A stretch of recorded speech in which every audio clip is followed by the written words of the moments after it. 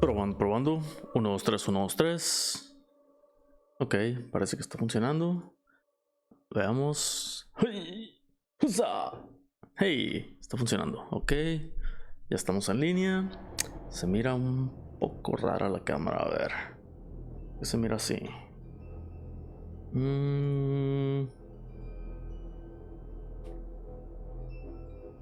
Se mira como que le falta. Así lo vamos a dejar. No lo voy a mover mucho. A ver. Lo que importa es que esté funcionando. Ok. Estamos en línea, ok, estamos en línea, todo bien, estamos en línea, ok, estamos en línea. Y me puedo escuchar a mí mismo. Ahí está. Quitamos esto de aquí, lo muteamos, lo dejamos en play. Tenemos resoluciones, excelente. Vamos a utilizar esto para... no tengo un monitor dedicado nada más para el chat, para llevármelo para el otro escritorio, así que vamos a tener que depender de un monitor que voy a aventar hacia acá. No es el setup ideal, pero al menos voy a poder leer lo que está pasando. Ahora creo que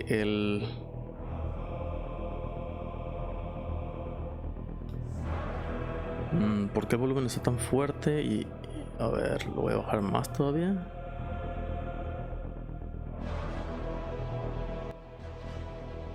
Demasiado potente el audio. Ok, ahí creo que está mejor. Tengo el audio en 1% acá en mi computadora, y aún así se me hace que se escucha un poco demasiado fuerte. A lo mejor porque no tengo nada más de audio alrededor, no hay sonido, no hay carros ni nada. Pero bueno, a ver. Creo que lo primero que tengo que hacer es traer un poco de agua. Después nos vamos a mover al otro escritorio. Y de ahí pues vamos a decidir qué vamos a pintar. No he decidido todavía qué vamos a pintar. Tengo unas cuantas brochas que quiero probar. Y también tengo muchas figuras que no he pintado. No sé si sea el momento correcto para pintar orcos. No he pintado ningún orco. Pero ya tengo ahí la pintura de orc. ¿Cómo se llama? ¿Cómo se llama la pintura? Wag creo que se llama Wag Green? No me acuerdo cómo se llama el color. Okay, so I don't remember if I said the language for this thing in English or Spanish. Ok, sí, lo puse en español, perfecto. Etiquetas, no estoy usando drogas, no estoy usando... no estoy apostando. Rusty, how are we doing? Even if you don't believe it, I am online. How are you doing, man? How are things over there?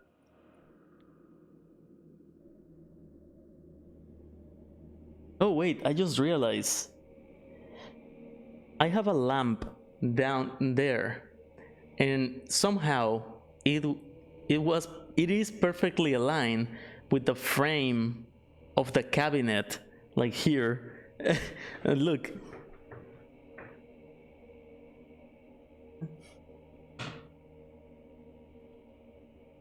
That was not supposed to happen.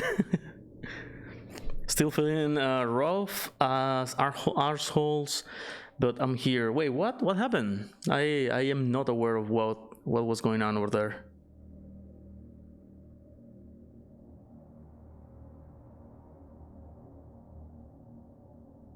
It is pretty cool. It is pretty cool. Oh yeah, by the way, let me... the light that I have there is to give it some ambient. So let me put the ambient that I normally want to give, which is going to be this one.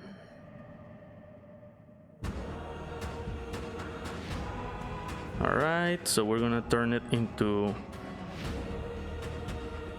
this. So we're gonna give it a little bit of red. And the type that we're going to choose, it's going to be breathe. So then it gives some red underneath, and then just some light to our blue boy. So then it looks a bit more like there's some carnage going on. There we go. You've been sick for about a week. Oh man, that sucks. That really sucks. And what do you have? Like, is it like a seasonal thing in the flu or something like that? Or is it something more serious?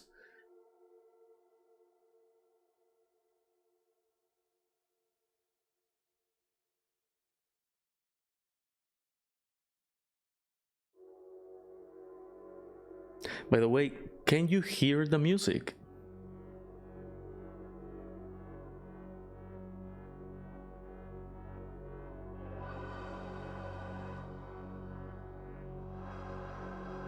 All right, just a bad call. That's good to hear. It's good to hear that it's just something like that and not something to be worried about.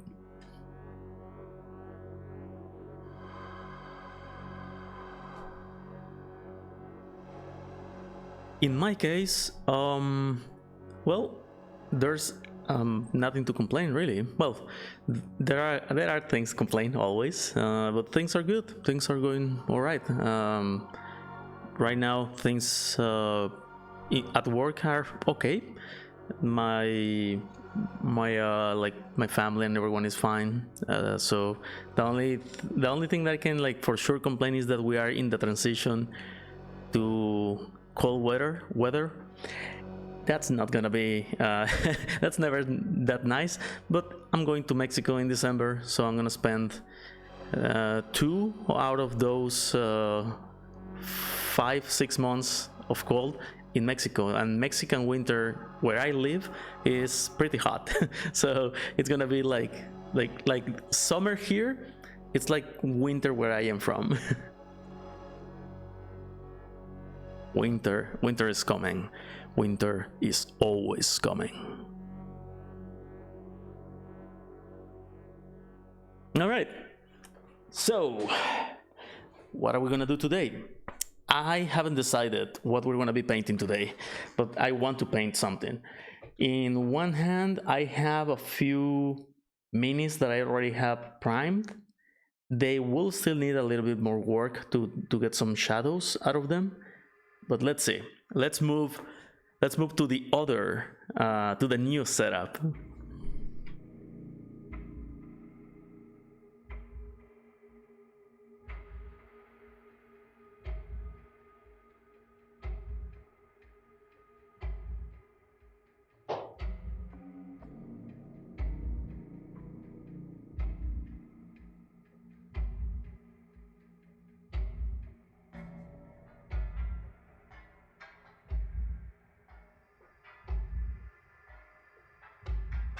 We just need a little bit of patience, maybe.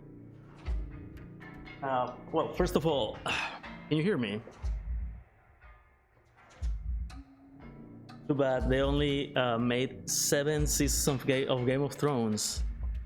Well, you could say that too bad, and thank you, and thank goodness that they only did 7 seasons, right? That there is absolutely no 8th season. It didn't happen at all, right? I need something here so I can look at the chat. Either it's gonna have to be the laptop or the phone.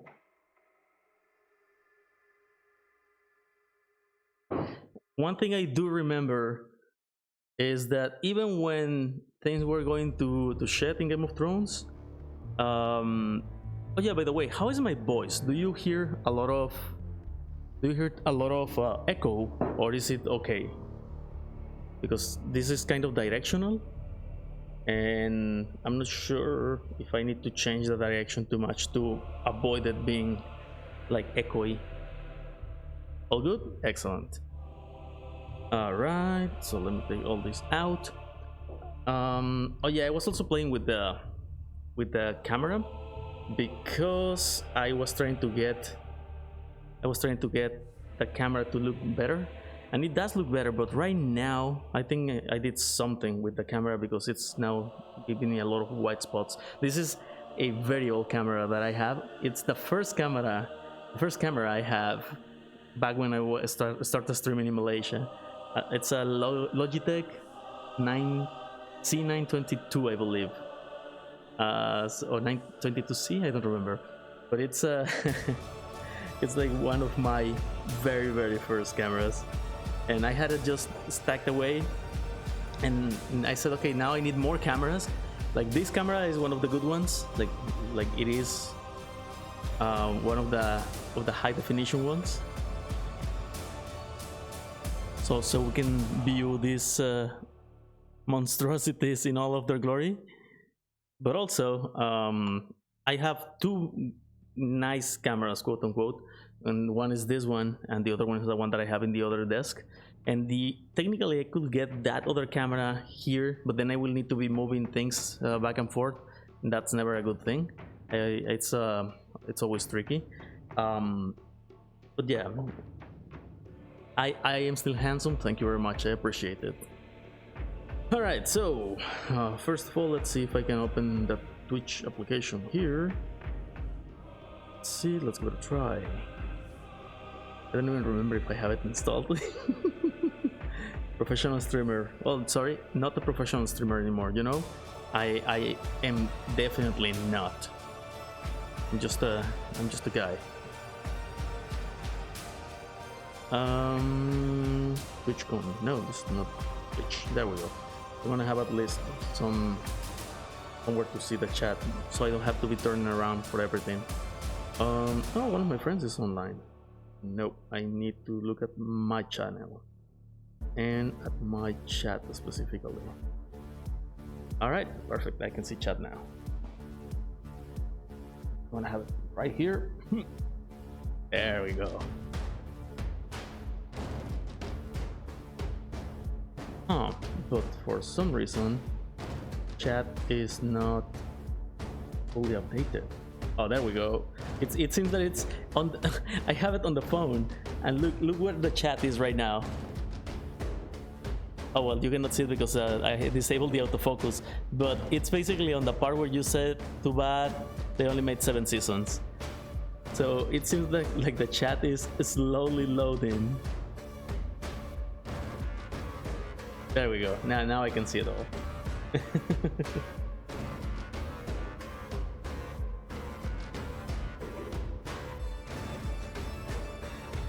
You still need to send me some money for the mask. Man, I am terribly sorry. Last year I actually looked for it, and sadly, because it is winter, it was not in season, so there were no masks, like people selling masks at the time.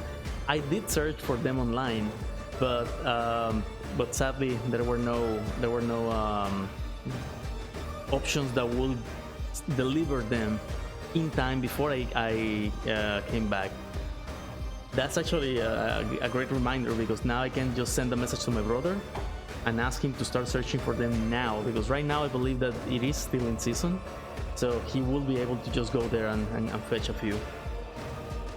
So because I'm going to Mexico in December, and then I'll be back in February again. All right, so quick question: by any chance, did you see the latest video I shared? The latest video I did with Terminator salamanders. So many paints.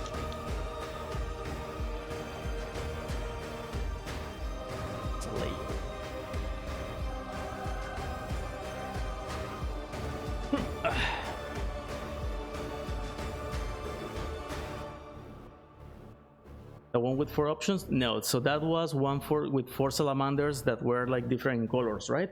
No, I'm talking about a video where I painted these guys. I believe that you were around in one of the streams where I started painting these guys, but by now I consider them finished. And I did a video just showing them and just sharing how I went about them. So I recently finished this, and I was very happy with the result. They are very simple. Like as you can tell, the painting is very plain, not too many things going on. A little bit of shading, a little bit of highlighting, nothing too fancy. I was just very happy with how they turned out, very clean. I've been seeing a lot of videos of people that are very good, and there are some things that I really like about the things they do and some things that I don't like as much. Like for example, I understand that you want to give edge highlight to as many edges as you can, and I'm down for that, except when it makes the miniature looks like a cartoon. Like I think that the new minis, they are made to look less cartoony, so giving them a paint that makes them look cartoonish doesn't match as well. Or maybe it's because I got introduced to Warhammer at a time where they were started to be represented more like in a real style, like in the Astartes short, or like in the latest media where we've actually seen them in action. So I've been trying, or the way that I like painting them is more like how they will actually look, trying to get those materials a little bit more grounded. And of course, grounded materials don't have that kind of edge highlighting. You could of course say that, hey, but that doesn't have as much readability or anything. Okay, that's fine. I paint them for myself, at least at this point. Maybe at some point I will actually paint them for someone else, and then I will listen to what they have to say. Yeah, so I was very, very proud of the sword, the way that the Force sword came about. I don't know, it's once again a very simple thing, but I really like how the effect of the energy going through the weapon looks.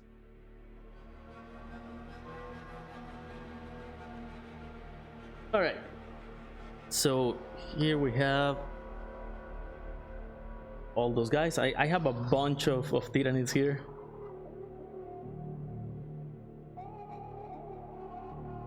Oh yeah, no worries, and thank you, man. I appreciate it. So I have a bunch of Tyranids here that I'm not going to paint right now. I'm just using them as experiments for finding a type of like flesh shading that I really like. So far, this is my favorite. It's almost entirely red bone white with a little bit of very thin shading, like pinkish shading in them. I believe it's Berserker Bloodshade, Carnivore Crimson, one of the two, and it's just very subtle, but it's there. Actually with so much light, you can barely see that there's actually some pinkish going on the skin, but there is. So I might do a version that has a little bit more of that. But yeah, okay. So now, what are we gonna paint today? What are we gonna do? We have a few options. We have this guy. I believe that this is an Apotecary. He looks really cool.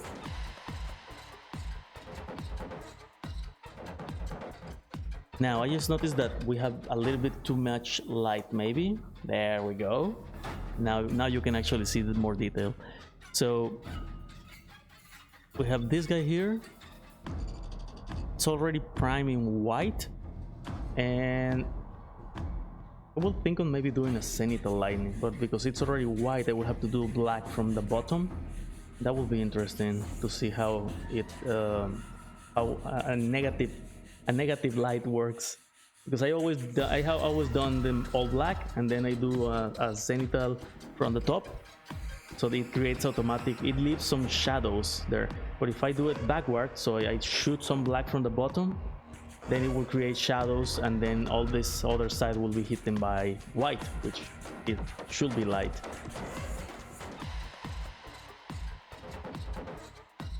Now, I did paint it in white because it is an Apotecary, right? So it's mostly doing some shading, but also I noticed that most of the things that are white, like when the characters are white, they are normally not painted white. They're painted gray, and then you use white kind of like to just do some highlighting, and it looks pretty cool. So I could do something like that. Like I could do some, because it's already white, I could use some gray, some layer gray, or maybe some shade gray to generate a little bit of a volume, maybe, or to, because the white is already there. I will need to create the shadow side rather than the light side, which is going to be tricky or interesting. Now I don't really have like the reference for how these guys are painted, but I know that I want to paint this guy as a salamander. Alex and Mandy is here. That's right, it's Rene. By the way, can you guys let me know if the volume is good enough, because this mic is a little bit weird, and it takes the sound in a way that it's different. It's a boom mic, so I am not sure how it's going to work with so much echo going around. So yeah, we should paint one of these guys, and I'm gonna paint him as a salamander, of course. Now we already have a bunch of details here. I believe that these guys have like a red shotgun, right? It looks like a shotgun at least.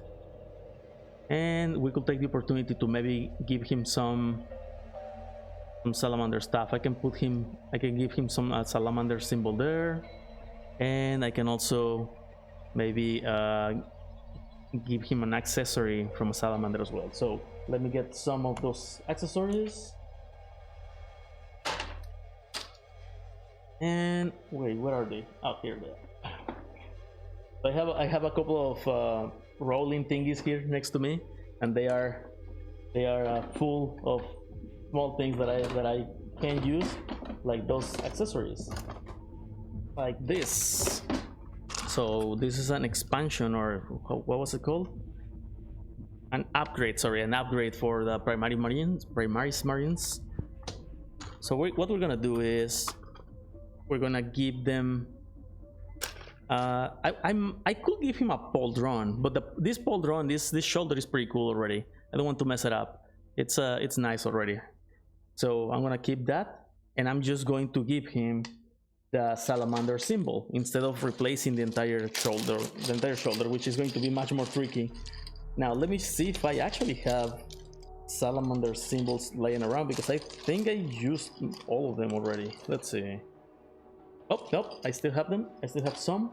So I have, oh shoot, yeah, too much light, but there they are. So you see that there is the salamander symbol underneath, and we're gonna transfer that once this thing is painted. So, as you mentioned, this is already quite, like, mostly white, but they do have some colors of their chapter, right? So let's see. Oh. No, what happened? Oh, there we go. Traditionally, apothecaries are white armor, and one of their shoulder pads is in their home chapter color, along with the trim color for whatever company they are assigned to. Okay, all right. So what I'm thinking is, mostly the color is gonna be on this thing, whatever is inside. I want to do something like a liquid. And because he is walking, the liquid is going to have like a little, you know, it's not going to be perfectly parallel to the bottom. It's going to be like a little sideways, because he is, you know, if with the base is like this, then the container is a little bit sideways. So I want to do something that shows that there is liquid inside. Maybe something glowy, maybe. Because I already have some glowing paint here, so we might try to do something like that. You know, something like green or yellow, something that is like, ooh, there's something radioactive in there. So in that case, because I have no frame of reference for how the apothecaries normally look, I am going to give it a look at how they like the reference of this guy. And then I'm going to decide what things I'm gonna keep the same and which things I'm going to change.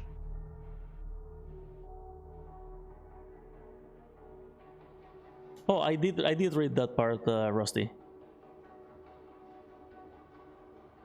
Wait, I did read it out loud. But volume is a little bit low, but it's not bad.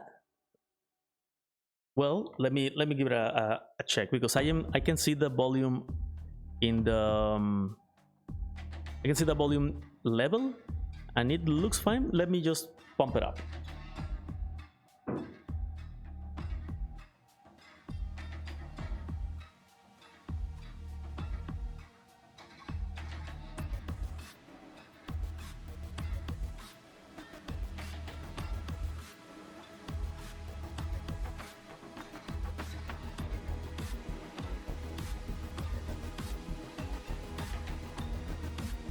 Okay, how is it now? Is it the same? Is it better?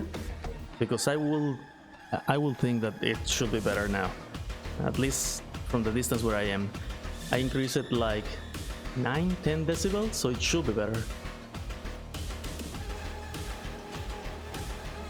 And now I'm also gonna take the opportunity to get the reference for the Apotecary, and I believe I have it inside the Leviathan box.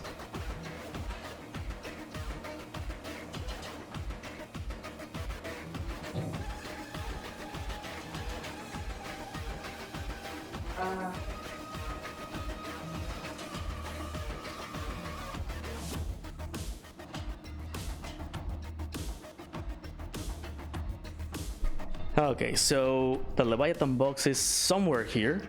I got a couple of cabinets, and because the idea is that I'm gonna be painting a lot these days, so that one has many things already there. This one is mostly empty. It just has a lot of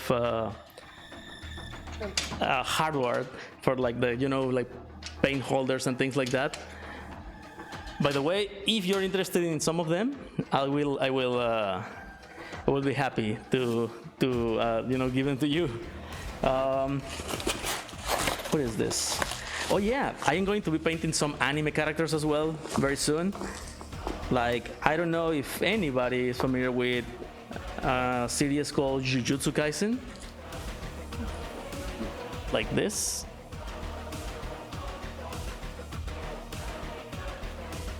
So I'm gonna be painting some of these folks. All right, so Leviathan box. Oof. By the way, I just realized I've been painting for a real second though. That was Cloud. Very similar head style. It's just that he has whitish, grayish colors rather than yellow. Very similar.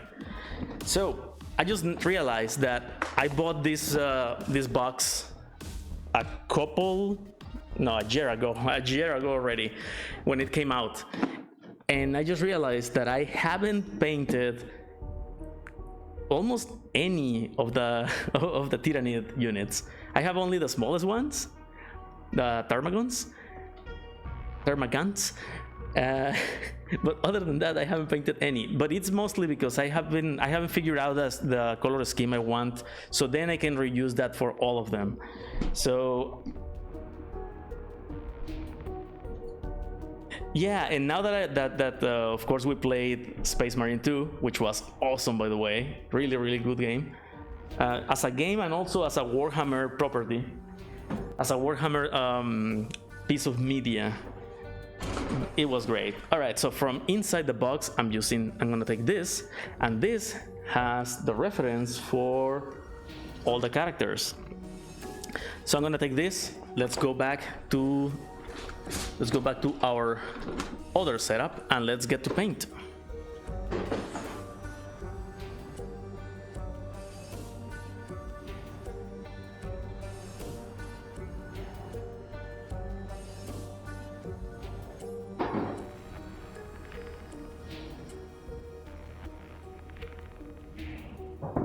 Oh, now I don't have visibility over the camera. Give me a second.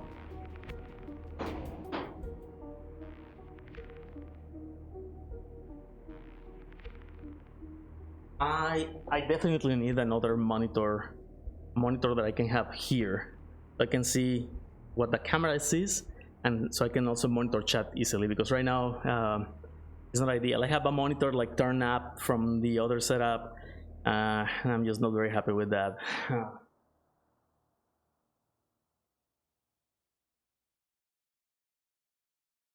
Okay, but that should be it. Okay, if you had money, you will definitely back a PS5 version and a Space Marine. Wait, but Space Marine is also on PC. I know, if you don't have a PC, then okay, I get it. But also the PlayStation 5 is expensive.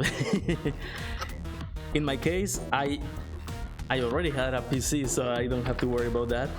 But also, I did invest quite a bit on the PC beforehand to play other things. Okay, so I'm gonna put this here, this here. Actually, I think this is gonna pick those colors, pick those symbols a little bit better. Maybe you can see them. You can see them there, very faintly white. I'm gonna put them here so we don't lose them. But I want to give these guys some accessories. So let's see, what accessories do we have? So we have a little hammer, a dangling hammer there. We have some tongues. No, tongues. Oh, I do have a PC, but I don't think the old girl will be up to run the game. You know that it has surprisingly good performance, even in lower end computers. I've been like, I haven't heard anyone complain about the performance, and I've been like watching a lot of the feedback. Oh yeah, I could give. What do you think about the Apotecary having one like, what is this, like a torch? It looks pretty cool. Does he have space? Oh no, but it wouldn't work. It wouldn't work because this guy already has. I could replace this with a torch. It would look pretty cool.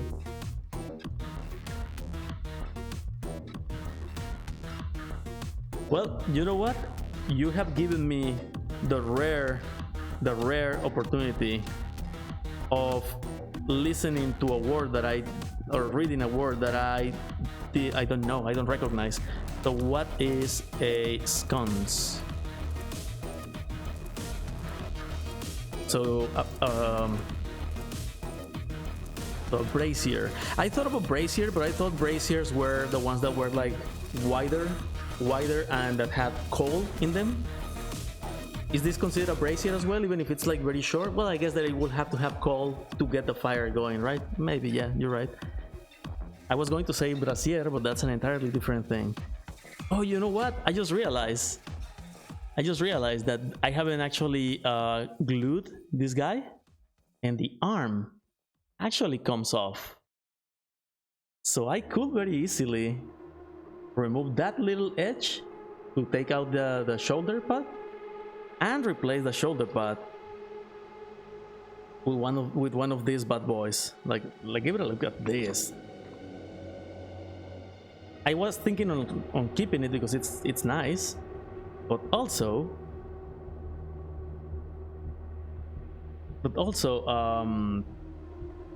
this is also nice. G-Dub's website listed says that it's a brazier. All right, I believe it. Now I don't think I need to change the heads either. So let's keep this. Now I'm torn about the shoulder. The shoulder looks good. It's pretty cool. Like, this shoulder looks alright, but I could give them one of these, like these. What do you think? Or maybe even a simpler one like this. But if I'm gonna replace it, and it's a special unit because these guys are not very common, you know, I may as well go all the way and give him something something that is like that. But this wouldn't really make that much sense, right? Because this like the apothecaries have a style in regards of their shoulder for a reason. There is a version of that one for salamander. I guess this one kind of gets closer, and this one, but this one is more closer to the regular one. Decisions. So you know what? Let's not complicate it, because if I do that, then I will have to paint this thing all over again, and then it will be more time used for that. So let's not overcomplicate things. So I said I brought that little book so I could have a reference, and I have no idea where I put the book. Oh, here it is. There we go. Okay, so let's see. Yeah, it's pretty easy. It's pretty easy to spot the apothecary from all the bunch of guys, because he is literally the only one that is all white. All right, so let's see.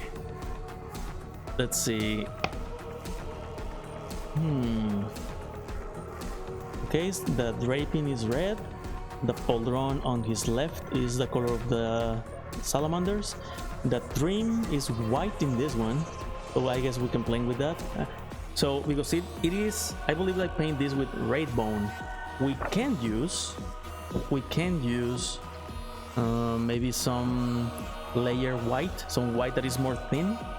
I have a white scar white just to do some highlight, I guess, like white highlight. And then what else do we have in here? So we also have that this guy is, he has like a red symbol on the forehead. The weapon is black with red accents. That is pretty cool. So he seems to have a couple of red accents, some gold. All the accessories are black, and that includes the little container. All right, so this is not gonna be that difficult. It's gonna be pretty straightforward. And what we're gonna do now is, I'm actually just gonna throw this the corner or somewhere, so I just can have my reference. There we go. And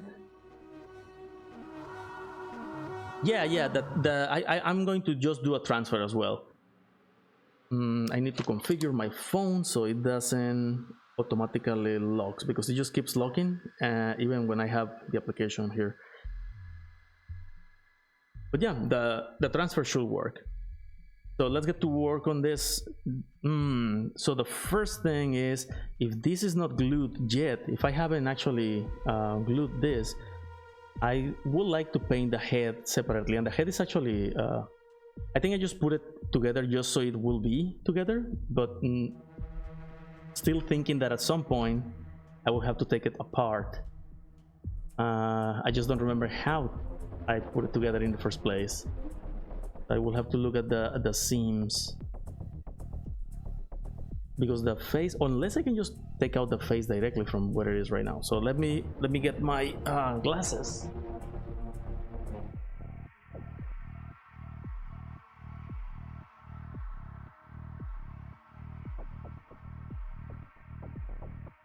All right, so let's see. So we have a nice face that it's wobbling in there because it's not glued yet. Let me just get these things.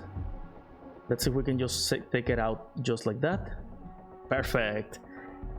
You know, I want to thank past Rene for thinking ahead and for not gluing everything together, knowing that it will be a pain to paint this thing inside where it was already.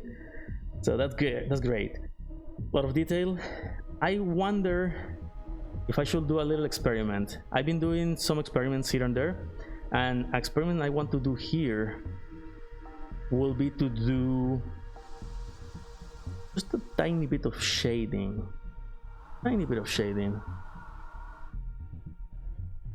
Like for those little crevices there, and for the eyes to have some black, some shadow in it. I wonder if that will work. At least in the eye, this little thing, this little thing up here, those little things there. All right, we know that this thing is golden, and this thing is golden. This thing is gonna be red, I guess, and this thing is gonna be red. The head also has that symbol in it. Up here, it's gonna be red as well. And then the gun is black. Okay, we're not gonna need too many colors. So let's just prepare the palette for that. Let me just take out all the things that I'm not gonna need for sure, because I have way too many things here right now.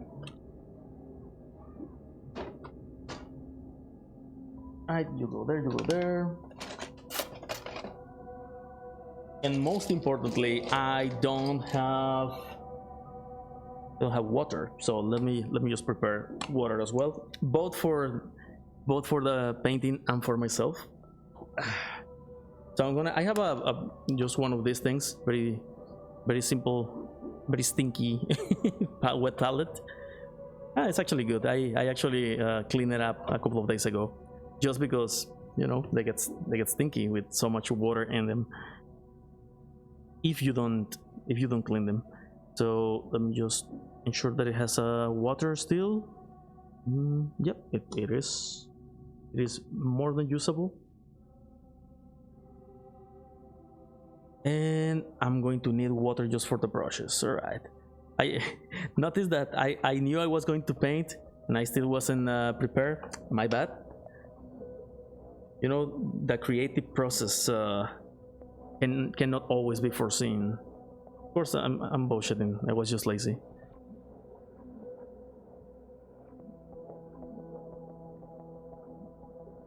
Okay, now I'm gonna just put it down here so you can have a better frame of reference of what I'm doing with the paint.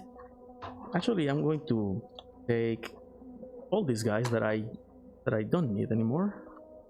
I'm just going to make space so we don't accidentally paint over them. All right, cool. By the way, I have also the stern guards halfway there. These were experiments as well, and I may do some other things to them later, like I might change the entire color that they have. Okay, so what should we paint first? Golden should be pretty easy. It should be only a couple of things.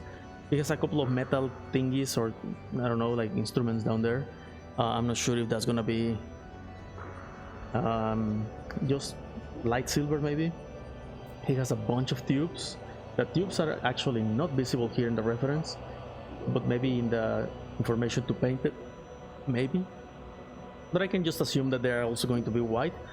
Now that I realize there are some parts here that are not painted, like they didn't get paint when I was doing the priming, so may need some retouching. Okay, I think we're good to go.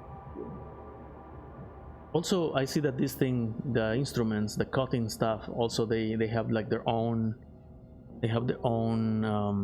colors as well. Now in the image they are blue and black, so I might as well just replace them with green, just to give it a more salamander thingy. Now if it's a salamander, I wonder if he should still be brandishing this. Is this a shotgun? Or is it still a bolter? I also need to do to drill the hole in it.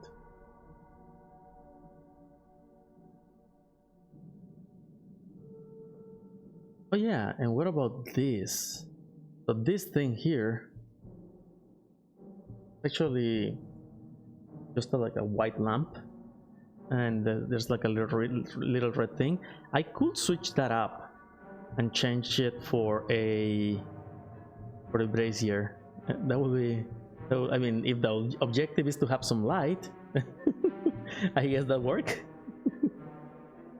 and then it's his reductor. Wait, what's a reductor?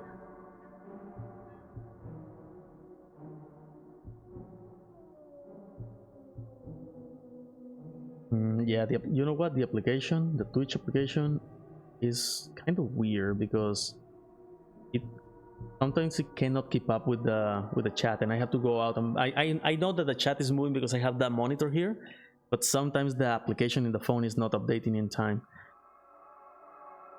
And hey, The God. Así es, bastante tiempo. Tiene un rato ya. And yeah, it's been a while, man. ¿Cómo estás? ¿Cómo te ha ido? How are you doing?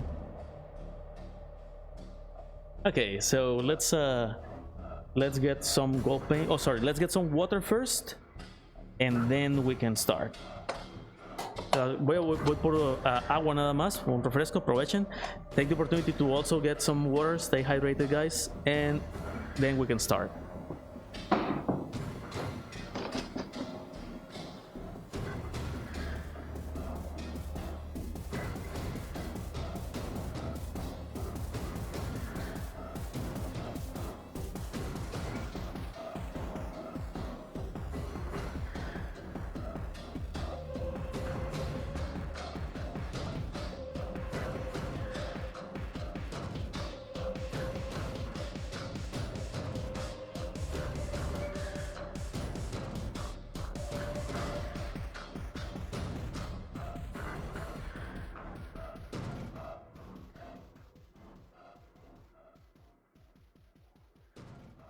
Okay, back. Water for painting, water for drinking. Separate sides. I don't want to be drinking paint water. Okay.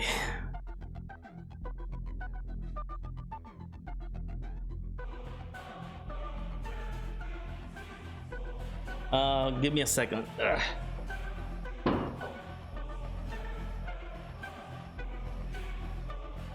A ver, ¿qué pasó ahí con el... What happened there with the message?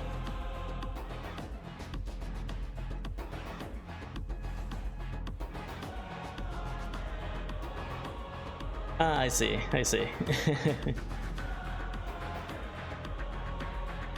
Wait, a moderator deleted the message. A ver, ¿quién fue el que mató?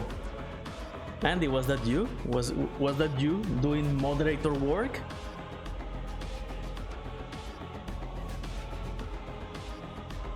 Or maybe it was an auto-moderated message, I don't know. Muy bien, aquí andamos. Me da mucho gusto a mí también verte. Estoy con un setup un poco temporal. No está funcionando muy bien, que digamos. Por el tema de cómo ver el chat.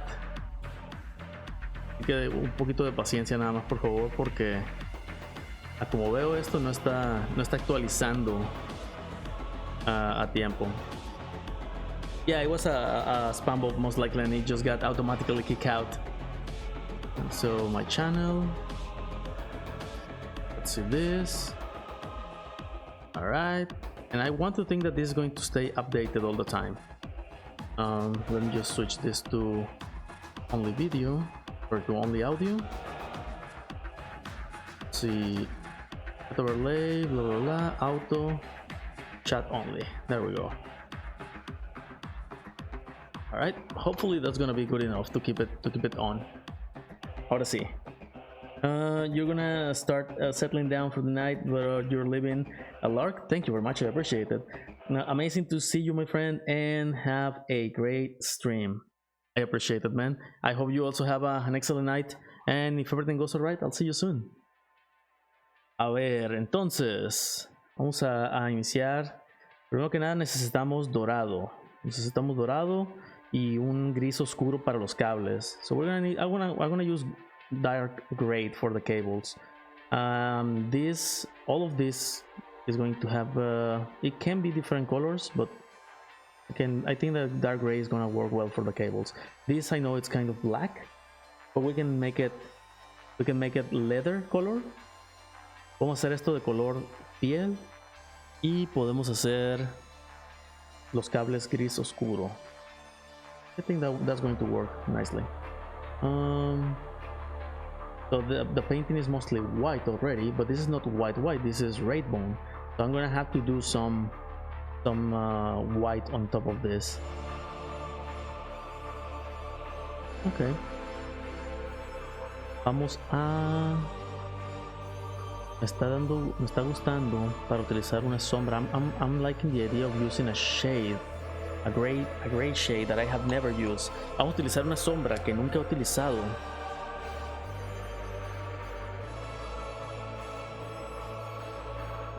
It's actually called Apotecary White. It's a contrast paint, and I never used it before. So let me just mix it. Estoy poniendo la pintura nada más en el mezclador and just putting the paint in the mixer because it's been there for a while. Esa pintura ha estado mucho tiempo ahí. Yo creo que ni siquiera sé si va a funcionar. All right, yep, that works. That works. Okay. So now, let's see. Let's get a little bit of this paint, and for this, we're gonna get. I'm liking the idea of getting this ugly brush.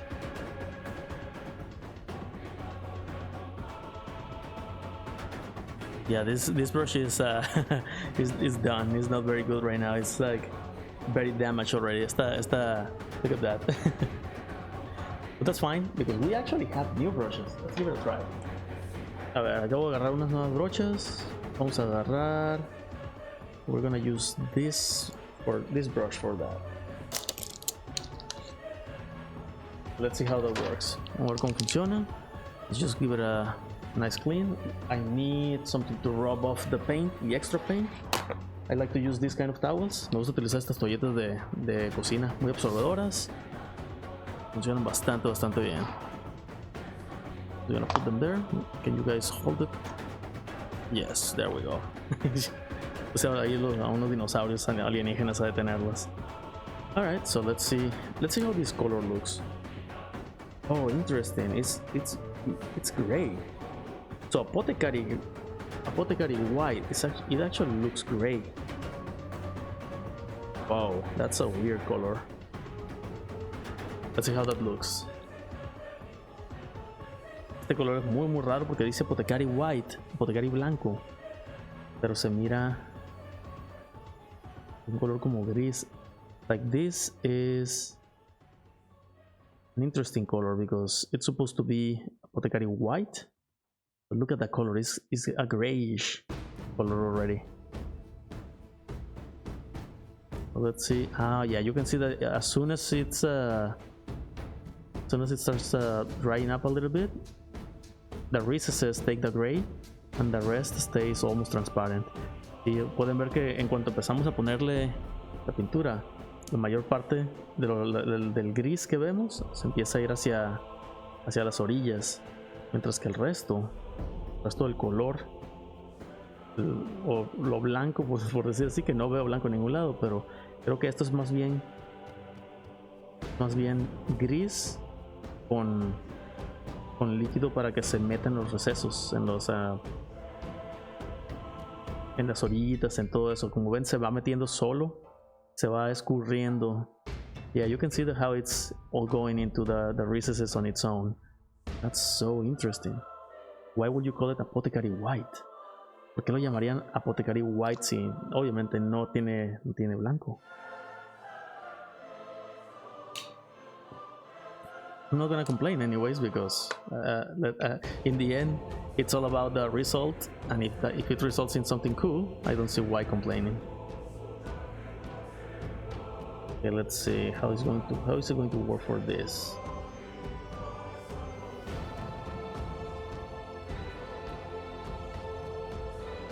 So you can tell because it's already white, or kind of white in the base, the priming, better said. I cannot even tell if there is actually some white in it, but I'm glad that I painted it or primed it as white, because I don't think this is going to improve the white part. O sea, me da gusto que lo haya pintado originalmente de blanco de base, porque creo que este color lo que va a hacer es nada más generarle sombras al blanco que ya está ahí.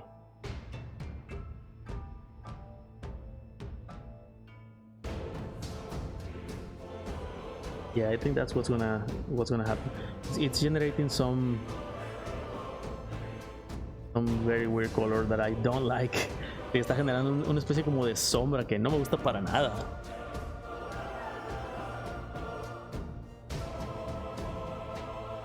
Smokey Bandit, how are you doing, man? I'm sorry I didn't reply. My chat in the phone is just not working, man. I can see that your messages over here in the on the other screen, but right now in my chat here you are not even there. I don't know what's going on with this. I'm just gonna take it off because it's just.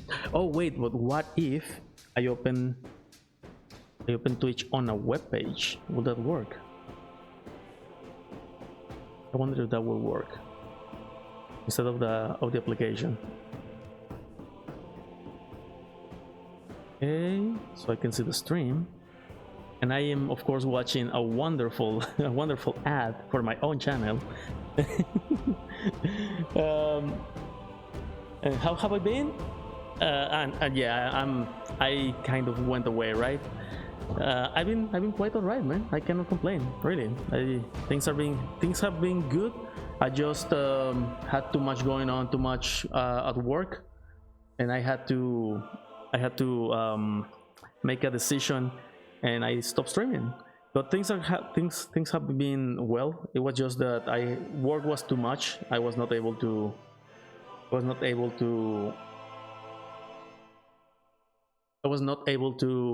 stream anymore. So I said, okay, I don't have time for this. I have other priorities. I have to do something more important right now. So let's work on that. Now I'm more free. I have more time. I can do it again. I can stream every now and then. So yeah, that's good. Primero se pinta el color base. Alright, so for those who have never painted one of these guys, let me explain really quickly the process. Déjame explicarles el proceso un poquito. Now, everyone can paint however they want, but usually the way that it works is that you will first have to assemble the miniature. Primero, normalmente tienes que agarrar la miniatura y tienes que ensamblarla. No vienen ensambladas, no vienen las piezas en una sola. So let me show you, for example, something that I am just assembling. So this is a sister of battle. Esto es una hermana de batalla. Como pueden ver, ya para este momento ya pegué las piernas, el torso y uno de los brazos. Venían separados. So they were separated. The legs, the arms, and the torso are usually separated. And you get to choose which legs and which arms from the options that they come. You get to put them together. You use something called plastic glue to put them together. Utilizas una cosa que se llama pegamento plástico para pegar todas las diferentes partes. Originalmente vienen como una bandeja. Déjenme les muestro. Let me show you.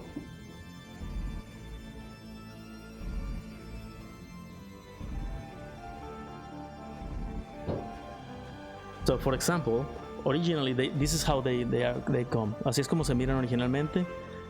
Las tienes que cortar, las tienes que pulir, las tienes que pegar, y ya que las pegas empiezan a verse más como esto. Por ejemplo, aquí tengo la cabeza que ya la pinté. So I have the head right here, which is already painted, kind of. Pero como te puedes dar cuenta, todo es gris. As you can see, it's all gray, right? So the idea is that you need to put a layer of paint that is called a primer. Entonces primero tenemos que poner una capa de pintura que se llama el primer. The head fell off. Se cayó la cabeza.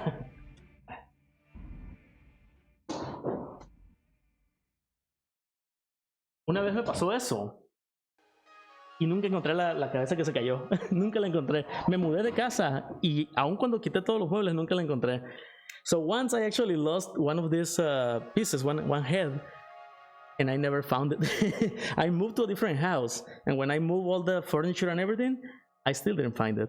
So the idea is that you have to prime the figures. Entonces la idea es que tienes que ponerle una capa de pintura de algo que se llama primer, que es como los carros.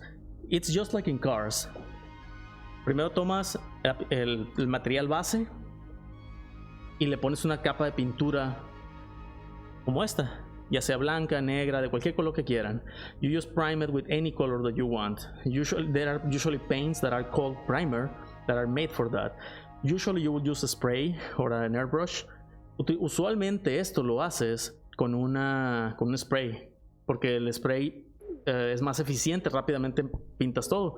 Así como pintarías una bicicleta, un carro o cualquier máquina o cualquier metal, por ejemplo. So you paint all of it in a single color to prime it, and the idea is that that's going to help. That's going to help. With any other paint that you put in it, is going to stick better. La idea es que hacemos eso para que cualquier otra pintura que le pongamos se pegue correctamente. Porque si no, si lo intentas pintar con cualquier pintura, por ejemplo, agarras el bote de pintura y lo intentas poner directamente sobre la figura de plástico sin que tenga su primer, la pintura no se va a pegar bien, va a quedar inconsistente y va a quedar feo, o vas a gastar mucha pintura. So the idea is that if you try to just paint something on top of the plastic directly with a normal paint, you're going to use a lot of paint. It's not going to be consistent. It's going to look weird. So first you prime and then you start painting. Ahora, ya que empiezas a pintar, tienes diferentes tipos de pintura. Tienes pinturas base, que son gruesas y que tienen colores muy opacos. Tienes pinturas que se llaman capas, que son como versiones más delgaditas de las pinturas normales y que se transparentan un poco. Tienes pinturas que se llaman contraste, que tienen un montón de pigmentación, pero también se escurren solas para meterse en las partes de como las fisuras, los hoyitos, las partes donde pegan, donde hay bordos, y eso es lo que le estoy poniendo a este. So this guy is already priming white. Este tipo está pintado de todo blanco. Le estoy poniendo una pintura que se llama contraste, una pintura de contraste que supuestamente se llama Apotecary white, pero es más bien como un gris. Y se dan cuenta, no está pintándolo aquí, ya lo puse, y no se pintó todo gris, sino que se escurrió una parte del gris hacia las orillas. Si se dan cuenta aquí, la mayor parte del gris no está en toda la parte de la armadura, sino que se escurrió para que se vea como que genera sombra, para que resalte los detallitos. Ahí es donde se mete la pintura sola. Entonces, por ejemplo, la capa esta que tiene en el medio, la ropa, no tiene eso. Pero la armadura aquí arriba, si se dan cuenta, tiene como una sombra generada. Esa sombra se generó porque la pintura sola se mueve hacia las orillas. Y eso es lo que estoy haciendo ahorita. So right now, that's what I'm doing. I'm just putting some of this contrast paint on all over this guy. ¿Por qué? Porque este tipo su armadura es mayormente blanca. Y aquí déjenme, se las muestro. So let me show you how this guy is supposed to look. Entonces, este tipo, su armadura es mayoritariamente blanca. Y lo que voy a hacer es un proceso de 2 pasos. El primer proceso, la primera parte es ponerle ese como sombreado gris que les digo. Y después voy a ponerle la pintura blanca encima, una capa de pintura blanca en ciertos lugares para simular como luz y sombra. Vamos a ver cómo me queda. No estoy diciendo que sé hacerlo, sino que voy a probar a hacerlo. Precioso, dice, es hermoso, es muy precioso. No sé cómo esa figura bien pinche fea, dice, no como esa pinche figura fea. Muchas gracias, se agradece, Nacho. Te agradecen los buenos comentarios. Y no va a tomar mucho tiempo porque este tipo de pintura es nada más desparrámala y muévete. Y usualmente es nada más ponerla en los detalles. Como les estoy diciendo, esto nada más es como embarrarla, no necesita mucho trabajo, nada más con cuidado de no embarrarla en lugares en los que a lo mejor no me gustaría que estuviera la pintura esa, pero eventualmente lo voy a pasar otra capa de pintura, así que no hay problema. Por cierto, pueden escuchar la música, está muy fuerte, está muy baja, ustedes me dicen.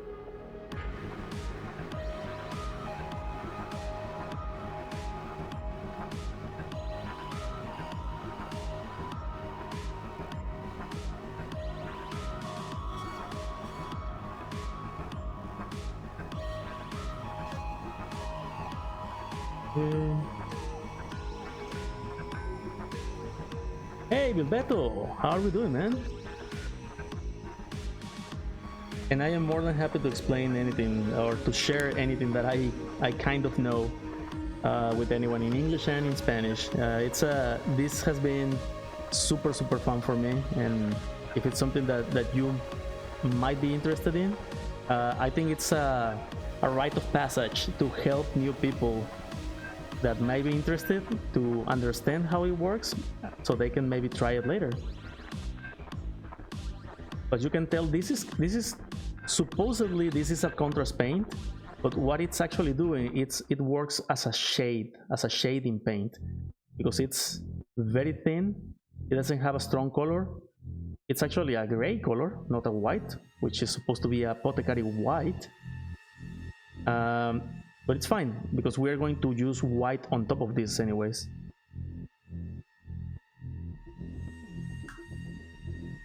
Now, I could just put the paint in it and just keep dragging, and actually that's what I'm going to do, because I can tell that I'm going to be using quite a bit more.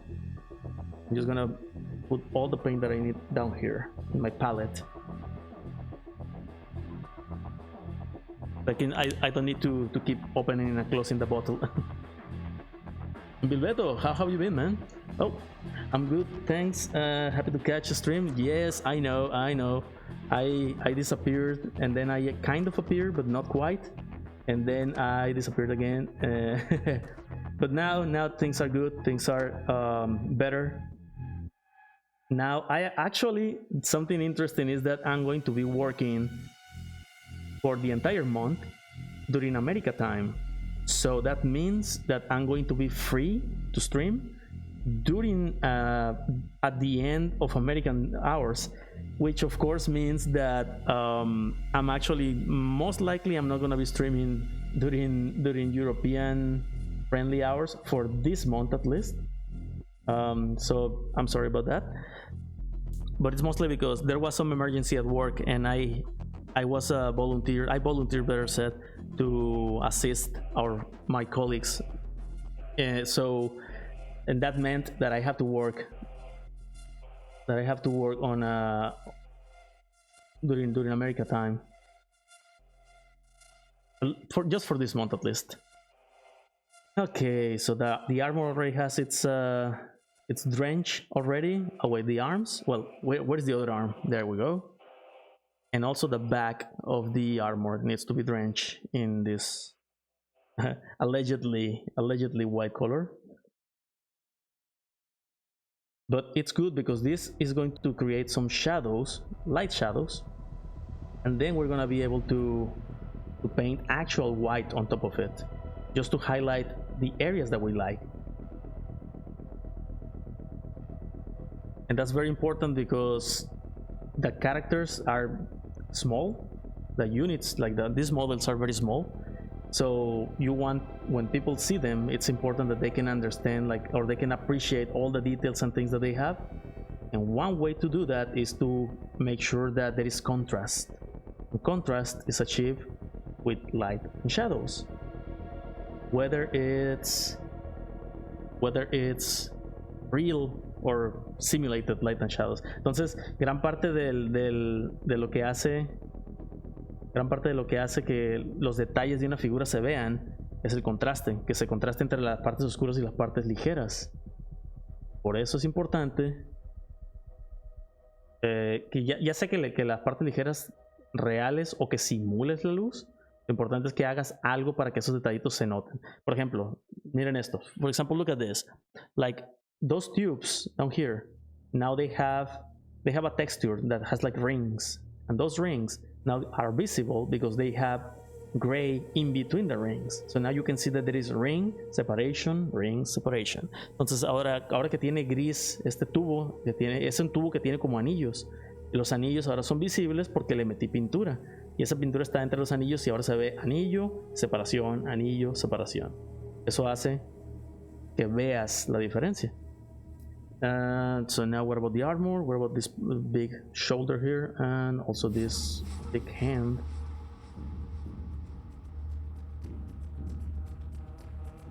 Also back under here. Now this shoulder is also supposed to be white, so we're going to also paint it, like we're gonna give it this color. And right now it's gonna look not great, but let's fear not, let's trust in the process. Entonces ahorita no se va a ver de lo mejor, se va a ver medio feito, pero hay que confiar en el proceso. Let's give it just some color everywhere, ensure that it gets it. And finally, let's put the other arm in place. And also just give it a coat of paint. Vamos a poner también el brazo. As you can tell, this arm just snaps right in. And this is actually a new thing. They normally don't do that. Normally you have to glue them for them to stick together. Normalmente tienes que pegarlos con un pegamento o con pegamento plástico. Pero estas figuras más nuevas ya vienen listas para que tienen como huecos y tubos que ensamblan directamente. Si no las tienes que pegar necesariamente. Okay, looking alright. Just I need more on this top part and then we are done with the initial part. Vamos a ponerlo, nos falta un pedacito nada más y ya queda listo. How did I get the tools? Oh man, well, it's been, you know, I started, like most people, I started doing like miniature painting through Warhammer. So Warhammer 40k is this painting that I'm doing, or this model that I have, is from a universe called Warhammer 40k.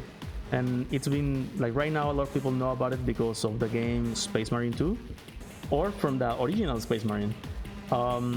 So the company, the owners of Warhammer 40k, they actually sell you the miniatures. Everything related to Warhammer 40k is actually, the idea is for you to actually get the miniatures and paint them and play, because this is actually a board game. Este en realidad es un juego de mesa y juegas con cientos de figuras. So you actually get this, assemble them, paint them, and then play the board game. And like you have like you assemble your army. There is like a point system. Each miniature has its statistics and the points, and then you assemble an army based on points, and then you fight with the army of your friends or your like opponent. So the idea is that it makes sense that they will encourage you to learn how to paint or to try it out, and they sell you a little kit that has a bunch of brushes, like 3 or 4 brushes. It has the main colors, like 4 or 5 paints, or actually a few more than that. And also it comes with the brushes, the colors, and a few basic tools. Like you get like a few basic tools, like a cutter, like this. And this is precisely to cut the little pieces from the tray. And then it has also like a little filing tool, so you can remove the excess of plastic. And it also comes with something like this. This is, well, not this brand. This is one that I bought, I believe. Let me see if I can find the original one that they give you. Yeah, this one. So this one is the one that comes from them. Like Citadel is the brand from Warhammer 40k. So this is plastic glue. The figures are made of plastic, and plastic glue, what it does is not really plastic. It's just that it will, when it touches plastic, it melts the plastic. It makes it almost liquid. So if you have 2 pieces of plastic put together, well, if you put this on plastic and then you put that against another plastic part, they melt together and they are fused. So it's not really glue, it's just that you are melting them together, and that's why it's very effective. The figures are very strong together. So yeah, so that's how I got started. I went to the store. I said, I don't know what Warhammer is, I never painted anything, where do I start? And the guy was super friendly. He said, sit down, my friend. And he showed me like 7 Space Marines, and each Space Marine had like a different stage for how to paint them. He gave me paints, he gave me some brushes, he gave me like all the tools that I needed in the store, and he told me, okay, just get the water, put a little bit of water in the paint, make it thin, and then remove the excess water, and then paint this part blue, and then this part black, and then the weapon. And I actually have the first miniature I painted in the store, because every time you go to the store, they usually have a miniature of the month, and you get to keep that miniature. So let me show you the one that I painted first.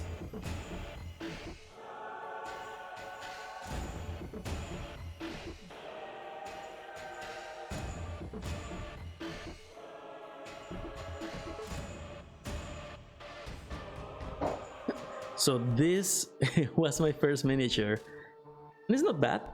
I think it actually looks quite all right. It's not perfect, but as you can tell, it was mostly blue, a little bit of red in the eyes. I'm not sure if you can actually see that, but a little bit of color in the eyes. The weapon mostly black, a little bit of gold in there. As you can tell, this is when I realized that I actually need glasses to do things so close, because I work in the computer and my monitors are far away. I don't have any problems, but then I realized that when I try to look at this distance, I see blurry. Now these things actually solve that, because these are like 3.5 magnification. So if you put this thing here and you then put the thing here, there we go. Now you can see them. Then you can see the figure right nice, very nice. Look at that. And then you can also see the details, and then you also are able to, do more fine work. And I thought I was not going to have the patience for it, but it turned out that I do. And then the more you do, the more excited you get, and then you go and get more paints, and then you go and get more brushes. So let me do a I'm gonna show you really quickly what I have right now here. So right now, this is my desk, and I've been basically buying every time I go to the Warhammer store, or every time like every month or two or so, I buy a couple of paints, just because I've been wanting. Like, sometimes I say I need a red and I don't have the right color, the right red I want, and I have to mix colors, and I can do that. The problem is, every time I mix the color, it looks different, and if I have to paint a lot of figures that look the same, they're never gonna look the same. So having a lot of different paints is for consistency. Like, for example, these two, both are red, but if you look at really close at them, they are not the same red. They are like different shades of red. Like the one in the bottom is vibrant, the one at the top is opaque. So entonces lo que estoy diciendo es que empiezas a comprar pinturas para tener opciones, para tener consistencia. For example, I could make this look like this. Podría ser que este se vea como este, pero cada que lo haga va a quedar un poquito diferente, y si tengo que pintar un montón de miniaturas, es un problema. So for consistency purposes, and also for, to make it easier, I like to have as many options as possible. Now, some people may say, oh, but they are super expensive. And well, I guess, yeah, but hobbies are expensive in general. And then you start to get into other things, like other brands of paints. Like this is a fluorescent paint. Esta es una pintura fluorescente. So this one glows in the dark, or well, not in the dark, but against certain type of light. So I got a few of those. I also have some airbrush paints. Tengo algunas pinturas de airbrush que están ahí al fondo. And because I have an airbrush, so I have an airbrush right here. De hecho, tengo un aerógrafo. El aerógrafo, and let me show you. The airbrush is right there. I don't know what I did there. Yeah, but there is an airbrush somewhere there. I just cannot show you because the settings of the camera right now are not allowing me. But it's somewhere there. Yeah. So this is the type of hobby that if you really get into it, you get more and more and more stuff. Especially because there are just thousands of different miniatures. You get, you have the humans with the space soldiers, with the space marines, and the space marines have 300 different versions with you really get all types of. Oh shit! I think I messed up this thing. Let me get it to the point where we can actually see something. All right. There we go. So you get all kinds of miniatures, all kinds of figures, and then you got other races like aliens, like this guy.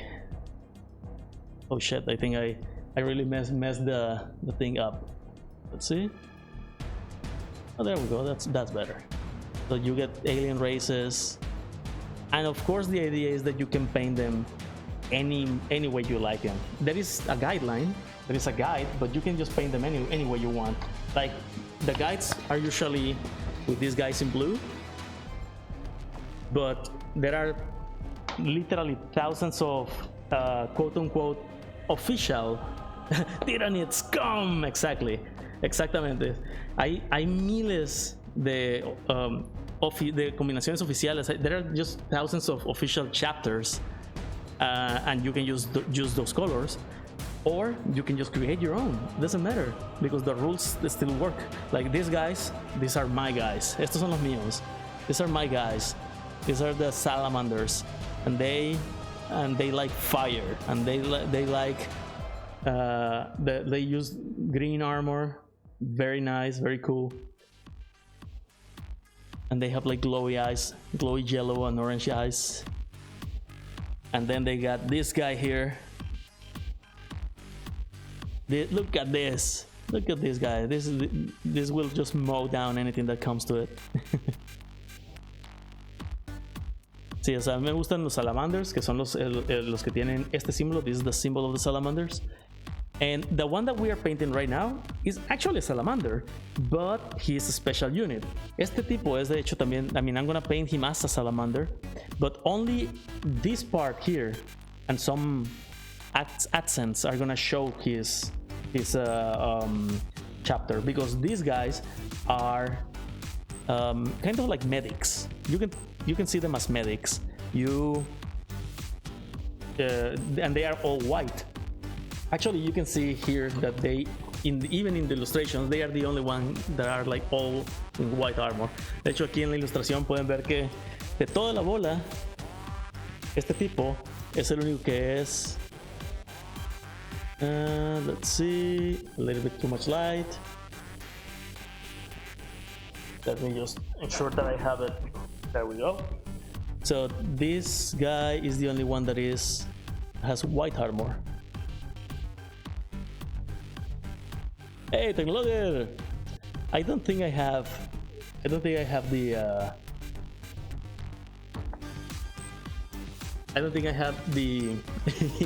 the notifications on. Creo que no tengo las notificaciones activas. Give me a second. Let's see, notifications. Where is it? Activity feed. Web. Web.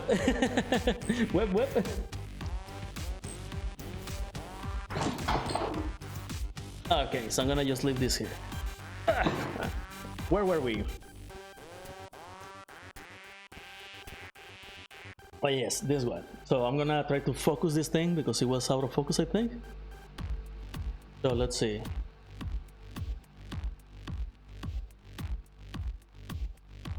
All right, let me just put it in focus. Actually, I think it was perfectly in focus already. There we go. Okay, ahí está. All right, so now let's just make sure that this guy has his shading everywhere. Vamos a asegurarnos que tengo su. I mean, if you see, this guy has like a gray shade all over, and that's because we're gonna paint white over it. Okay, maybe a little bit missing here, but mostly done. This, you see that thing there? There is like a little point there that shouldn't be there, but we can pretend that he got hit by a bullet. But eso que está ahí, ese puntito, no debería estar ahí, pero podemos pretender que es daño, que le pegó una bala o algo. Now, Smokey, why are the salamanders your favorite? Is it because you like the color, or is it something else? Oh yeah, you know what? Let's take the opportunity, and we're going to use that specific red. We're gonna use, well, we have this, and we also have another one, but Mephiston red is nice, I like it. I'm going to just clean my brush. So I'm not sure if you noticed, but I actually have water here, and every 2-3 minutes you dip it in water and you clean it against something. Like I have a little toilet, a kitchen napkin here, and I just clean my brush all the time, because if you wait too long, the paint is gonna dry and it's gonna mess your brushes. And it's important to keep your brushes if you don't want to be spending money over and over. Now this shouldn't be here. Give me a second. When I have cables everywhere. Tengo cables por todos lados. Ok. Oh.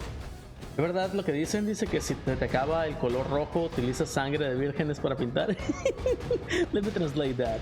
So Nacho is asking, convirtiendo un bug en feature. Of course, that is not a bug. That's not a bug. That is a feature. He got like a bullet dinghy. But Nacho is saying that, is it true that if you don't have red, you will use the blood of virgins? Of course. Of course. That's how things work in the grim dark feature in the year 40,000. All right, I think we're good.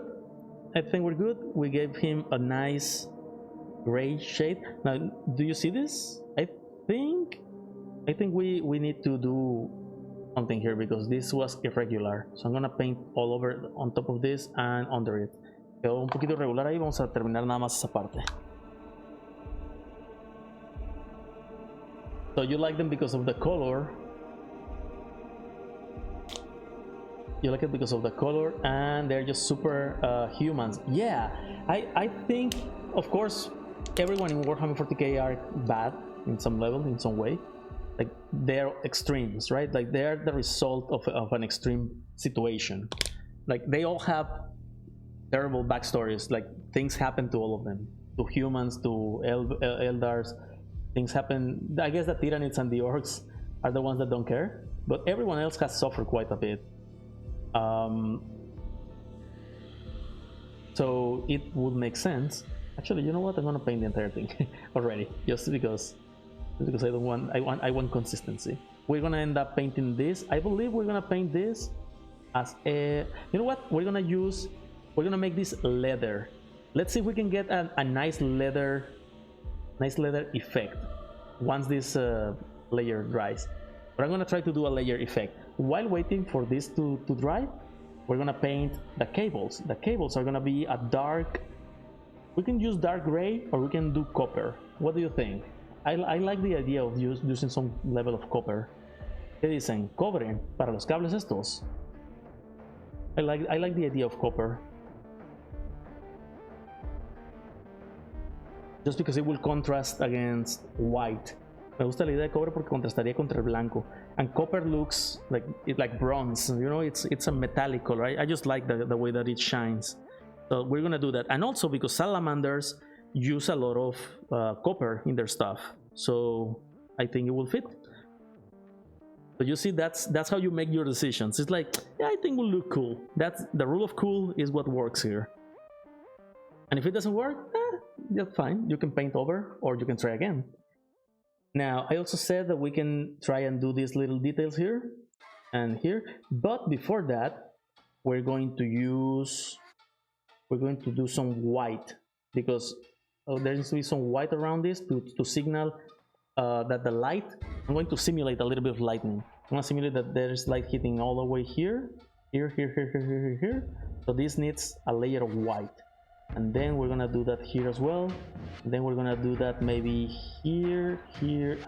Like there's a line of white, like a kind of there is like a light source hitting it from an angle.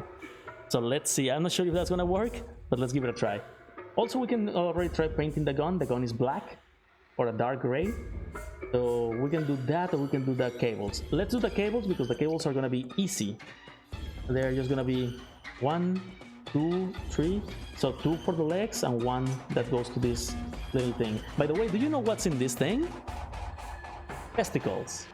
Okay, not really, not testicles, but it is it does contain the seed, the gene seed, meaning every space marine is implanted with a bunch of things, and one of those things is the gene seed that comes from like the genetic makeup of their chapter. It's what makes them be part of the chapter, basically. So they are genetically linked to the characteristics of the chapter. So that's why everyone in every chapter kind of have the similar characteristics, they behave similarly, but they are still individuals. O sea, lo que les digo es que esta cosa que llevo aquí contiene testículos, pero no es necesariamente testículos, pero sí lleva la semilla. Es decir, la semilla genética del capítulo, todos tenemos implantados, todos los Space Marines tienen implantados la semilla genética de su capítulo, de su chapter dentro de ellos, y es lo que los hace ser parte del chapter, les da las características del chapter. So for example, let me get something that would be a great example for that.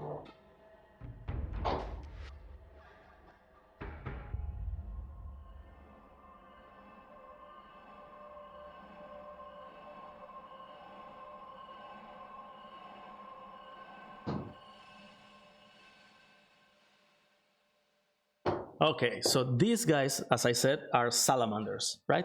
They love fire, and they love having fire in everything they do and using it for everything they can. But also, they don't just love fire because they love it. Like, it's not a coincidence that everyone in the chapter love it. Is that they have an affinity for it because of their genetic makeup, and that's why also their skin color is gray. It's like an ashy skin color. You see the skin? It's gray, almost dark, almost black. And that is because of their genetic, like the gene seed is causing that to happen. Well, it's that in combination with the place where they come from, but the genetic makeup that they have is plays a big part in that. So whenever a space marine dies, the apothecaries are roaming around, and they drill, they get the gene seed, and they save it, because then they can reuse it for a new space marine, and they are kind of keeping the legacy of the space marine that died into another space marine. Like they keep the space marine alive, but in a new space marine. It's not really alive, it's just a way of in a spirit, let's say. O sea, básicamente cuando se muere un space marine, el Apotecary, estos tipos, oh wait, where's the head? This is the head. These guys are around the battlefield, and they are literally just looking for dead and wounded. And for the space marines that are dead, they just get these things here. These things are to cut through the armor and body, and they extract the gene seed. They put it in a container, not always like this, but they put it in like these containers that they have here, and then they use it to create new space marines. So yeah, o sea, lo utilizan para crear, no siempre utilizan el mismo estilo, pero utilizan, los ponen en contenedores para salvar la semilla genética y hacen nuevos space marines con eso. Y es una tarea super sagrada para ellos. So this is something like super sacred for them. Alright, I've been talking a lot. Let's get some copper. I have a couple of very nice copper colors. Let's see which one is nicer. We're gonna use 2 layers. Vamos a utilizar 2 capas para el cobre, una para la parte oscura y una para simular la luz. So I have Balthasar Gold, which looks kind of copper, not quite gold. It's more like a copper thingy. And this is like a lighter one. This is Rune Lord Brass. So this is gonna be light and this is gonna be dark. Or I can use this. This is Screaming Bell, and this is like an orange almost. It's a metallic orange, and I really like this. I can use this for the dark and this for the light, although it's a little bit too much of a difference. But yeah, let's give it a try. Oh wait, I also have brass scorpion, but this actually I think will work better for this. Let's give it a try. We're gonna try this too. Now I believe I am missing a couple. I am missing color from here. Where is it? Don't see it. I am quite sure that I am missing a color from here, and I am quite sure because I painted an entire miniature with it. It's also a bronze color, but anyways, that's not important at the moment. So let me just put it there. It's also because I just keep moving paints and sometimes I just forget to put them back. All right, we're gonna try this too. I'll put these two back.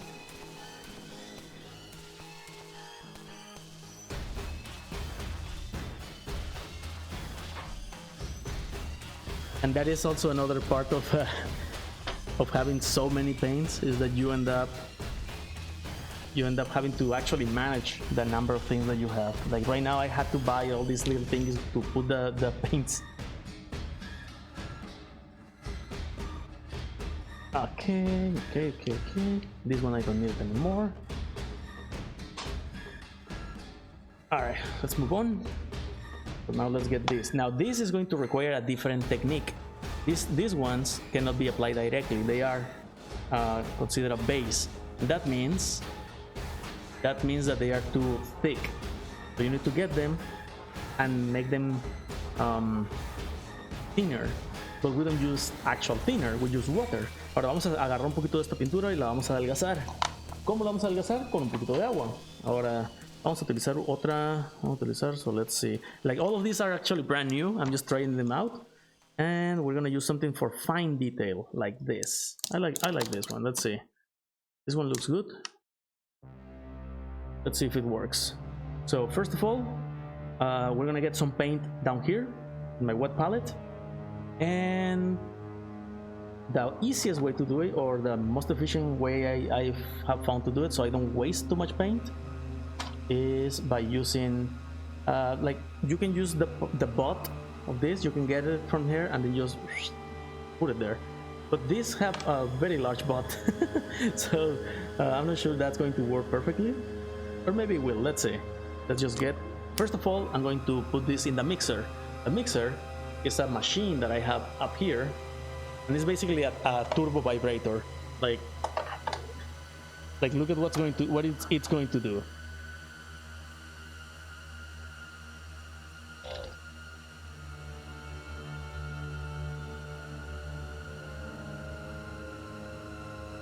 Alright, now the paint is perfectly mixed, and we're gonna get some of it. To get some of it, very careful. I'm just gonna get it from like this, and I'm just gonna put it down here, somewhere here. Trying to get all the paint down there so I don't waste too much. Then I'm gonna clean it up before it dries, so then it doesn't stain this thing. Alright, and now we're gonna thin the paint. Some people say that metallics shouldn't be thin. Some people say that they should. I like to thin them anyways. So I just get a little bit of water from here. Just get a little bit of water, and I just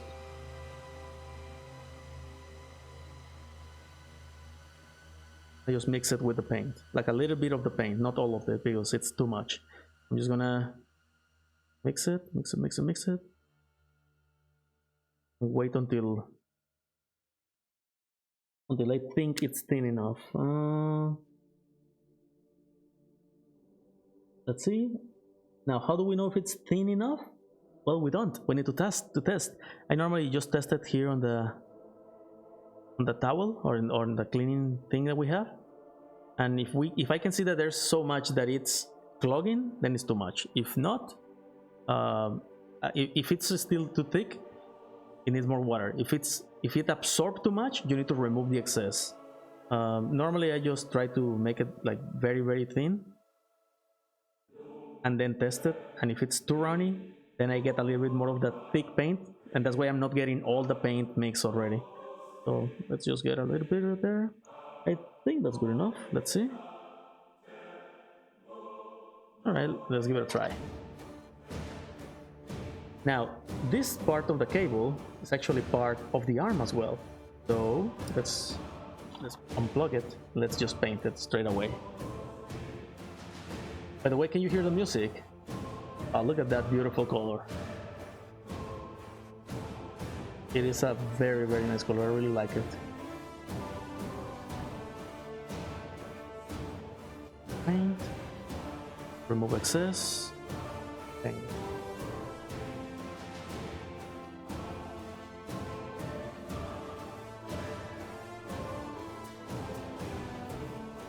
Excellent. So this is actually the music from a Warhammer game. It's called Dark Tide. Very fun. It's a 4-player co-op shooter. It's really, really cool. I really like it. But it's not about space marines. It's actually about like normal people, like normal people like that are sent to do crazy missions in the same universe.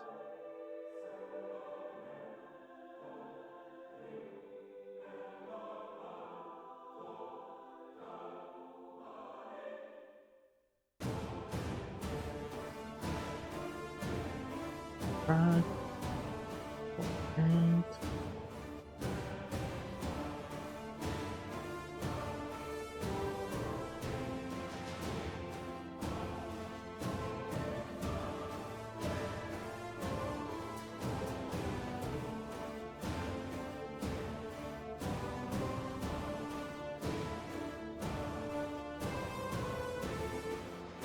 alright, I think we're good for the first cable.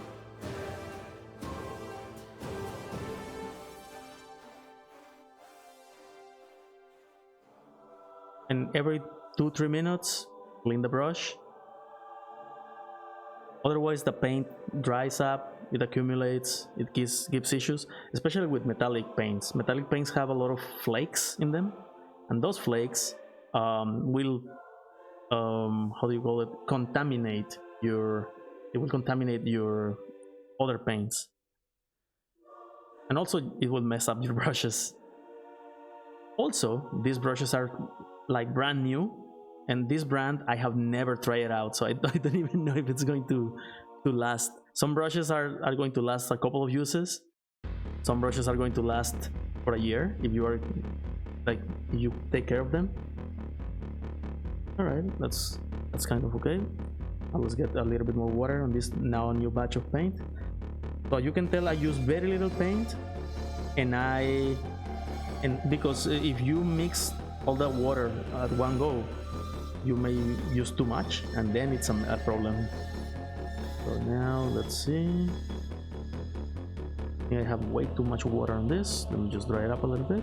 And to dry it up, I just put the brush. Just putting the brush on the towel and letting the towel absorb. I'm not moving the brush around. So a little bit more here. Also, this is kind of like a pencil, so the closer you are to the point, you're holding it to the point, the easier it is for you to manipulate the brush.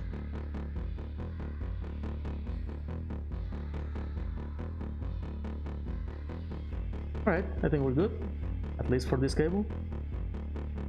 And let's move to the next. Let's allow this to dry and move to the next.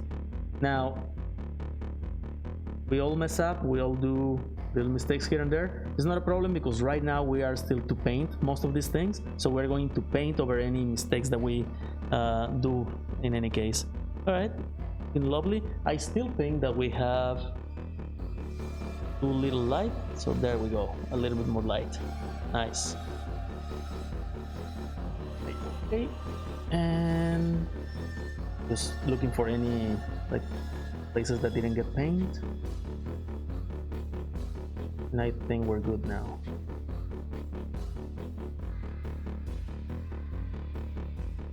Alright, let's leave this here. Let's get more paint.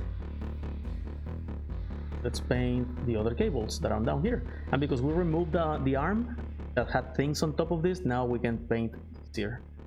We have better access to this.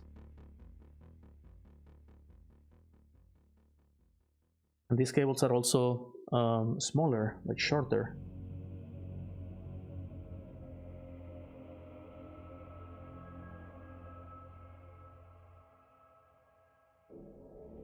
And by the way, you don't really need to get the paints from Games Workshop. As I said, they are kind of expensive when you compare against other paints. And there are a lot of other brands that are pretty good and that are recognized as being good. There is one brand that is called Vallejo, Vallejo, and that brand is really good. I think I'm not sure if it's Portuguese or Spanish, but it is really good.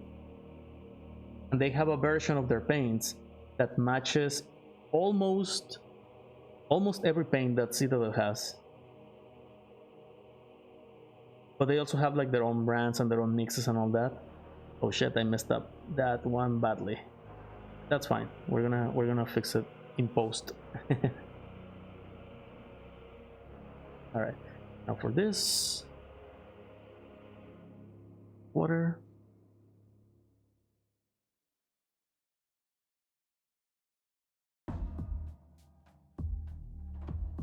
Oh, this song.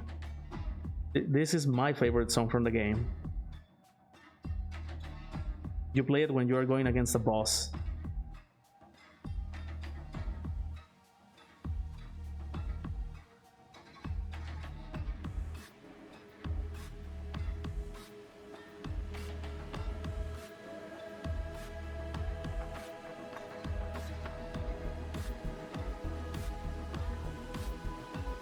Esta canción me gusta mucho, es la que juega, es la canción que utilizas cuando vas contra un jefe en Dark Tide.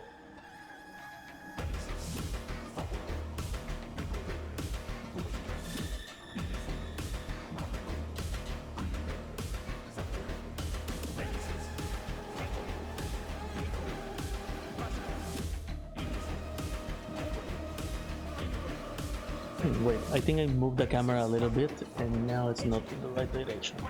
Oh.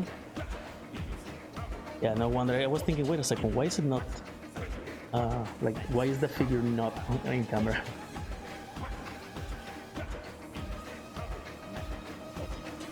Alright. By the way, Kent and I'm sorry I didn't see your message there, man. My message has been my chat has been spotty on the phone. And I need to look at the other screen to actually see the messages in real time, and sometimes it's just not the best experience for you guys as viewers. How you doing, man? I hope you're still here. And oh man, I really appreciate the subscription. You didn't have to. How have you been? Where are you right now?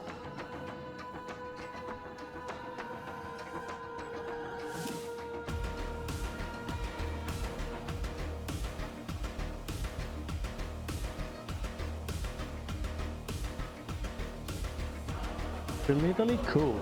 By the way, I am terribly sorry because I went to Italy in July.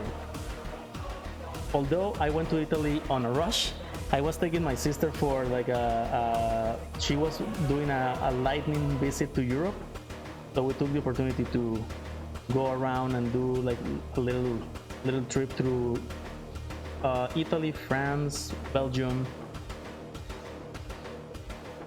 But it was like on one of those tours that take you around.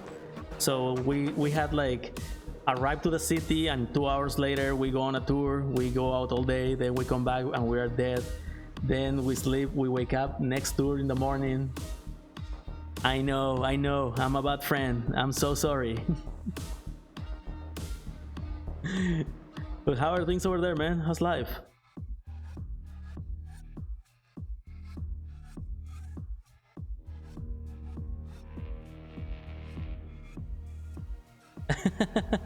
That is not true. You could be as an expensive slot, you know, not a cheap one.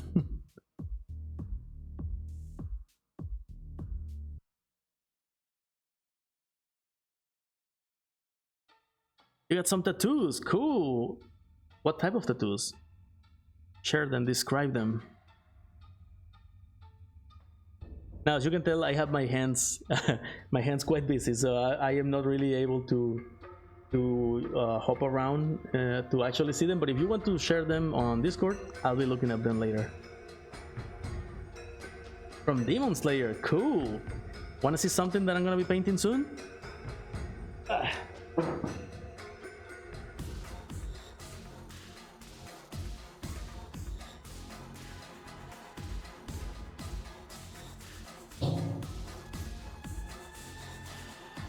So I'm trying to branch out from just painting Warhammer 40k.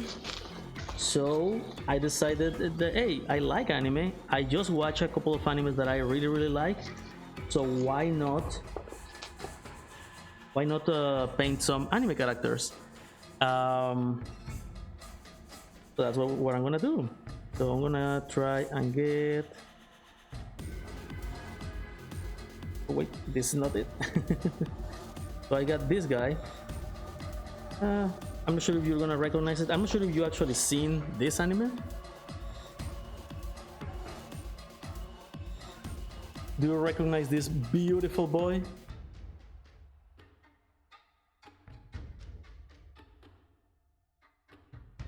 And maybe just from the character itself is not as easy to recognize, but maybe when you can see what the rest of the part of what the rest of the guy looks like, maybe it's easier to recognize.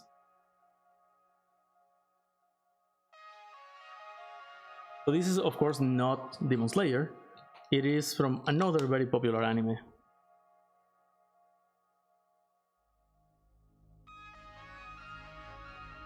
But I also have Demon Slayer in my list. I haven't seen it yet. De hecho no he visto Demon Slayer. A ver si la veo uno de estos días. One of these days. Okay, where were we? We repainted the copper cables. Cool. And now the cables are done. They look good. Now we're gonna do the highlights.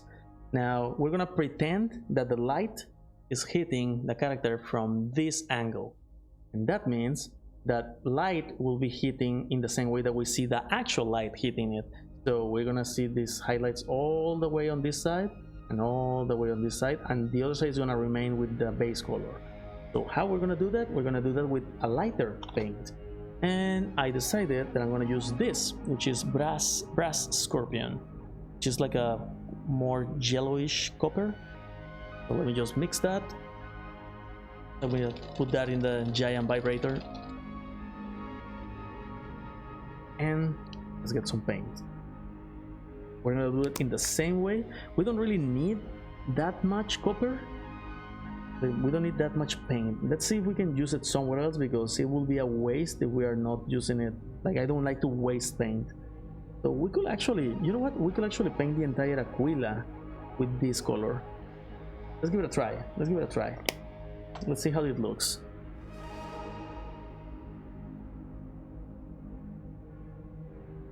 I'm just adding a little bit of water into the paint, make it thinner. Hopefully it's not too much water. Let's see how it looks.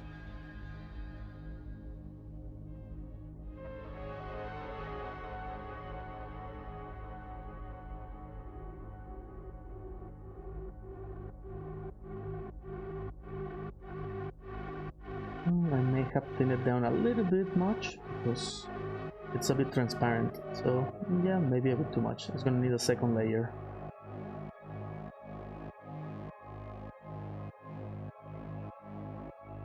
Right. Make sure that we get every detail there.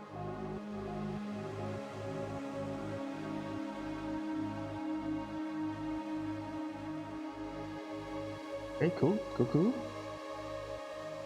So Now the next one, the other side.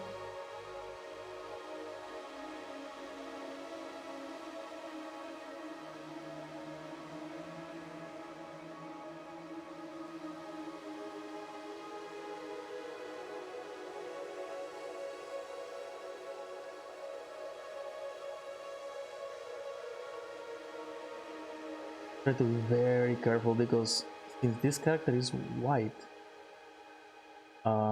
any mistake is gonna require a lot of work to get fixed, or more work to get fixed than maybe other darker colors where you can hide it easier.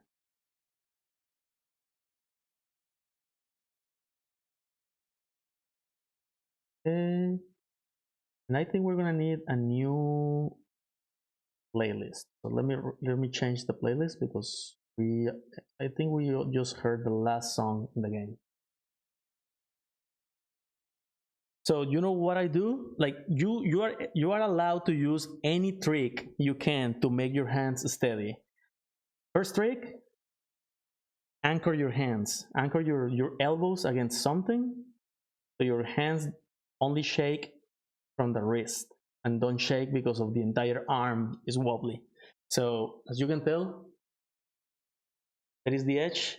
And what I do is I anchor my elbow on the table, and this one is against the table as well, or against my body. So I get minimum movement, and then also try to get the brush handle as close as possible to the brush, like the brush to the bristles, so you can actually do some detail. I'm not sure if you noticed that I use my pinky to touch the base of the thing, so I can then regulate how much I move. That's precisely because I also don't have the best pulse in the world, so I try to be very careful. And of course, patience.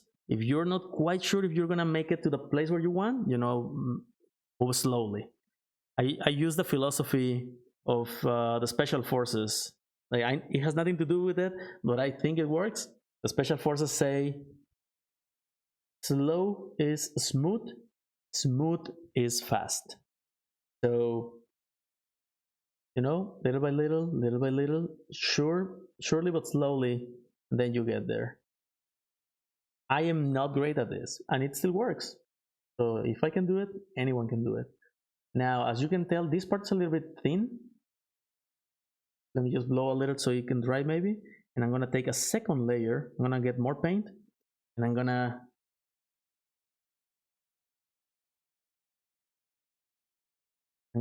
do a second layer on this one.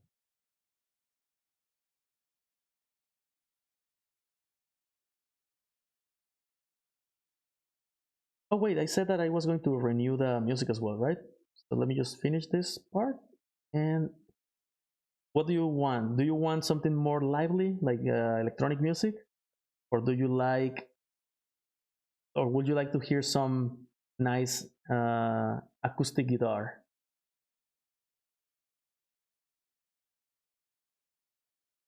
I have some music from a game that is incredibly good. It's an RPG, and it's all text-based. And it was my game of the year for 2023.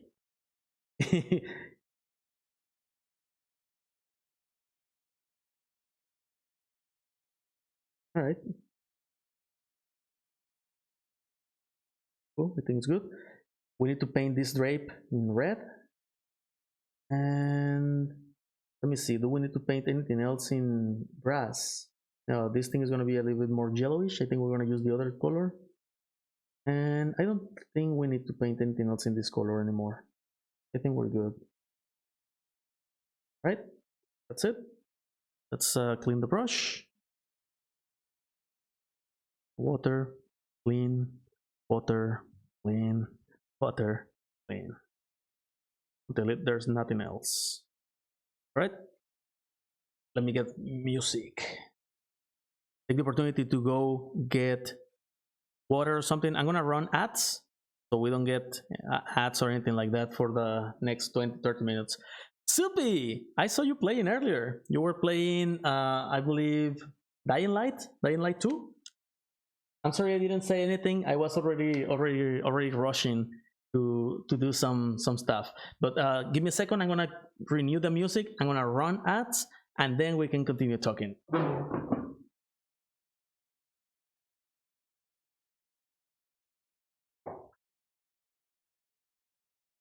I left my mouse.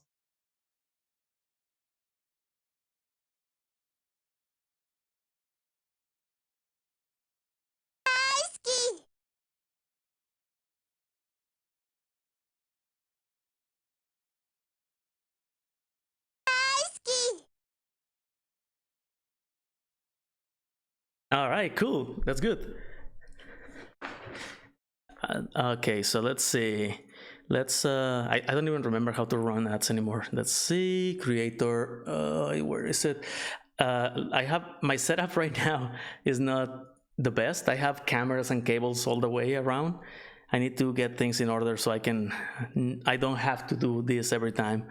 Also, I need to take the Stream Deck to the other side because I actually have a second desk on the other side of this. That's where I am painting right now, and I am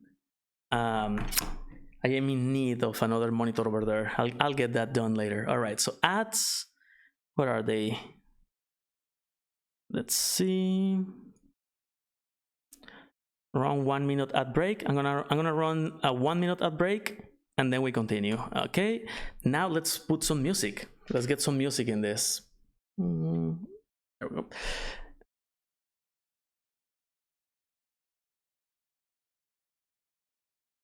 Oh yeah, yes, I remember that. So you got a blue Yeti, right?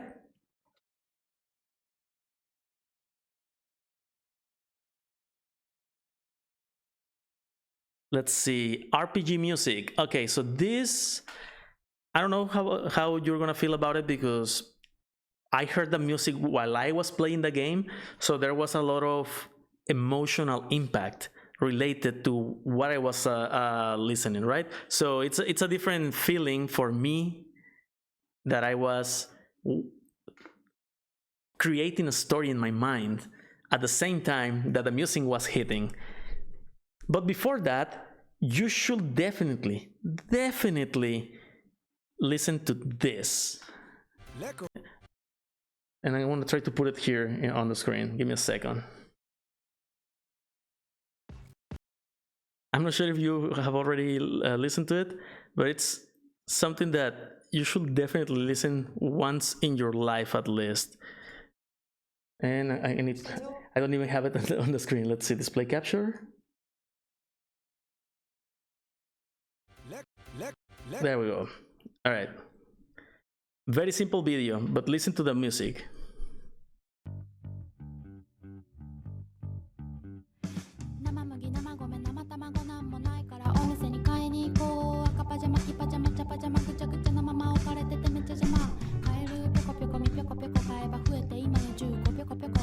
Do you think that lyric is complicated?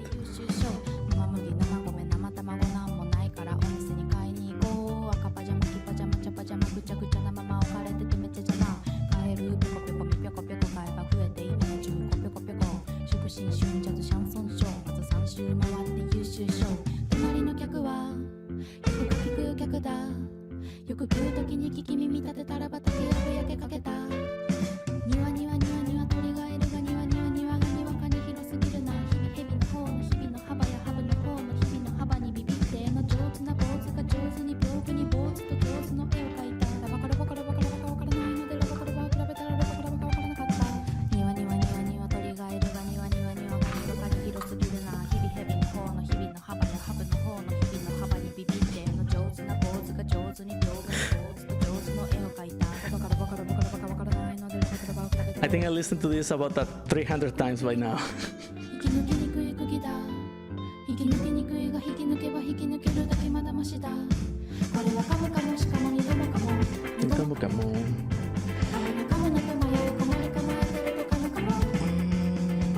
Where's my camera? My setup is all over the place, man. Yeah, maybe there. There we go.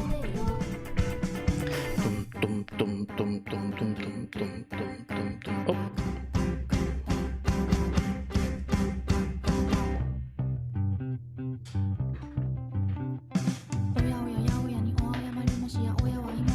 So this song, it's basically a bunch of tongue twisters, like literally tongue twisters.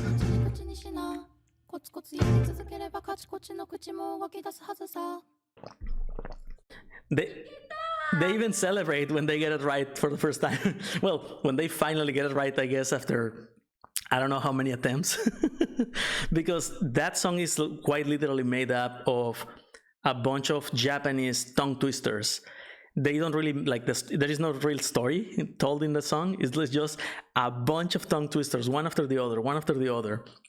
So I read the lyrics like in Japanese. I don't know Japanese, but I can read it. Like I can read the Japanese converted into Romaji, and it is very complex, especially because I don't know what it means, but I can see the words, and just trying to read it, it's very, very difficult. So yeah, the band is called Haku, and that is a cover from an original song that was also pretty good. But all right, so that was the off song that I just wanted to get you hooked on, like the drug it is. And now let's listen to something called Road Warden. This is from a game, an RPG game that is text-based, entirely text-based RPG, and is one of the best games I have ever played in general.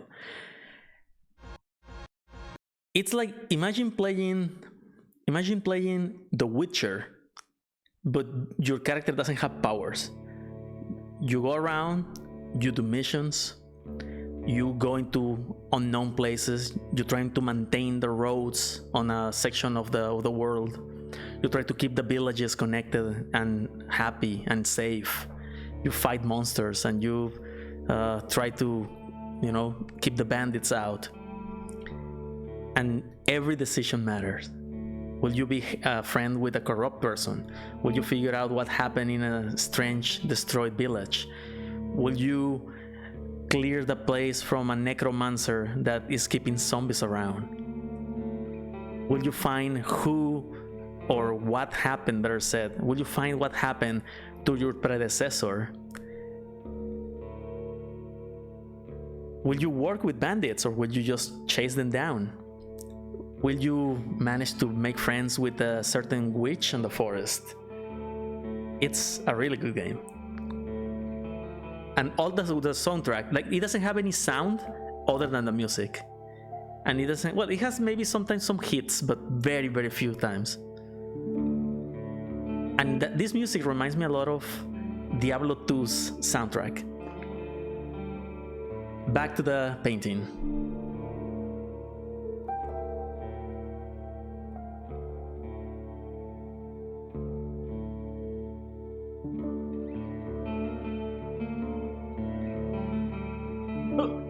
Now that I'm back to the painting, I cannot read the chat because the monitor needs to be turned.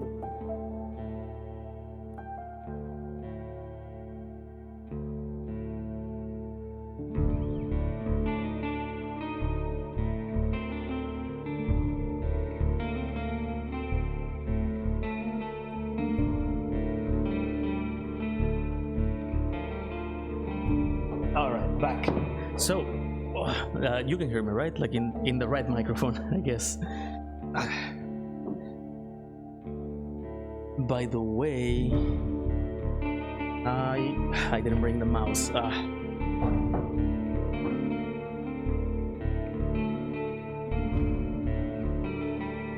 The way that this game ended, the resolution to one of the main mysteries in this game.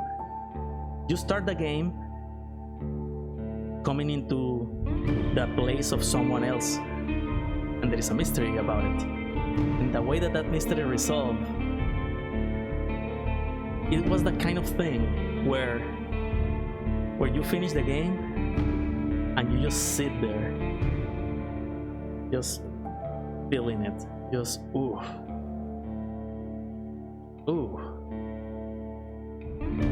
And you're not sure if it's like you're not sure what kind of emotion you're feeling. It was really good, at least for me. I don't know how it managed to do it, because I am not normally a just text game. That is the only text game that I actually finish from start to finish, and because I was very thorough and very consistent with my personality, like you have always like 5 choices for everything, like being snarky, being sarcastic, being mean, being nice, being neutral, being aggressive. So you have like a bunch of choices, and every conversation where you have choices, your choices matter a lot to what happens.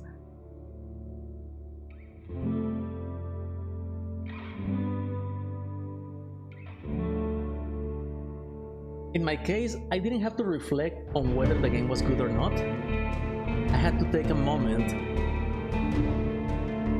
I guess, to mourn. That was the right word. Estaba hablando mucho sobre, and I'm sorry, I'm gonna say all of it in Spanish. Esta música es de un juego. By the way, is the music loud? I think it's a very, very loud.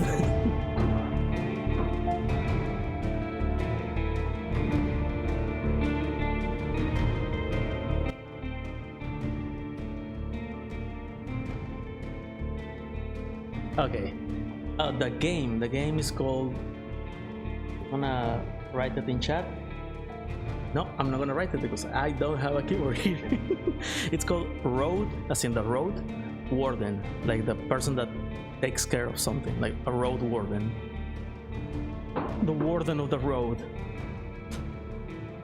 But I can also link you the soundtrack, and then from there you can see the name in the soundtrack itself. Okay, let's do the highlights. Let's do the highlights for these little cables before we put this thing on top, and then it's gonna be more difficult. So let's get this one. So this is brass scorpion. This is like a lighter, like this is what we already used. We're gonna use now this to simulate light hitting this. We're gonna need very, very little, but still. We put it in the vortex mixer. After it's mixed, then we get it up here.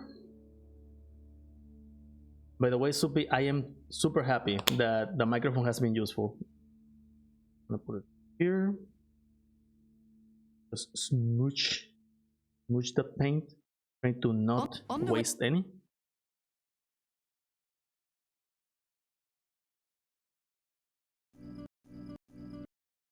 And once again, we get a little bit of water, and we mixed.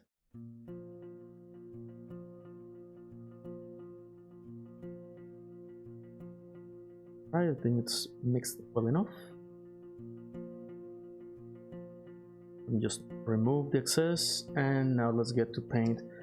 So we said that we're going to simulate that the light is hitting from this side, so we're gonna do that. We're gonna start to paint on that like this, just tiny bits, and maybe it's not gonna be visible first, just tiny bit. Let it there.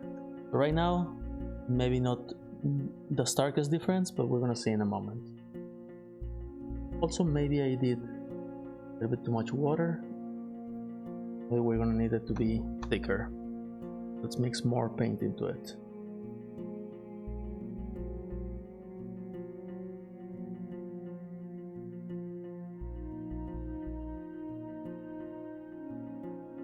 And we're gonna do the same for this other one here. Going to be only in this direction. We're gonna need very little actually.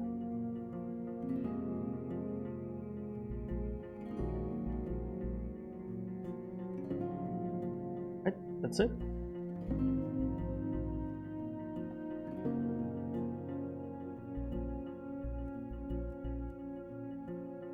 Alright, it's very subtle.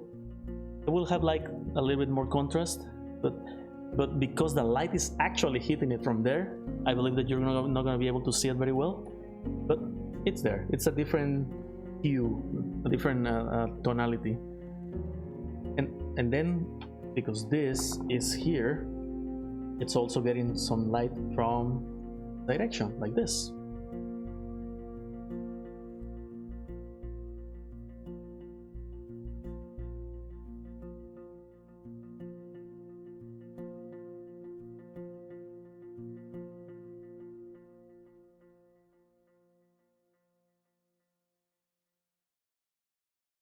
On the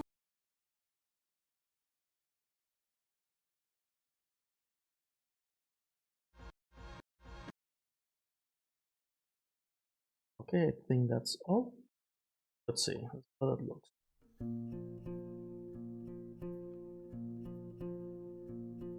Okay, very subtle, not large of a change. Darker side of the cable, lighter side of the cable. Oh yeah, you can see it. Yep, so that's the lighter side, that's the darker side. All right, good enough, works for me. Let's clean this. By the way, ignore the message that you see about the ads. I actually set that up earlier on Stream Elements, a long time ago, better said, and then the ad system changed. So right now the ads don't match don't match what it is saying there. All right, clean this brush. Very good. It's retaining its shape very well, which is always good. It's always good to see.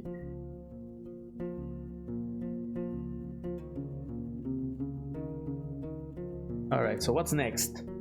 We already got, oh, we can do the highlights on this little thing, on the little edges. I like to put a little bit of a bright color here, in the edges of the wings and in the edge of this thing. So let's see if that works here. Let's get a little bit of this bronzy color. Let's see if that works. Put a little bit on the skull. We're gonna make the skull itself lighter in general. We're gonna put a bit on the edges of the wings. Oh, a little bit too much paint there. I may have put a little bit too much, so I'm gonna try to extract that paint by putting my brush very dry in it and trying to get some of that paint back.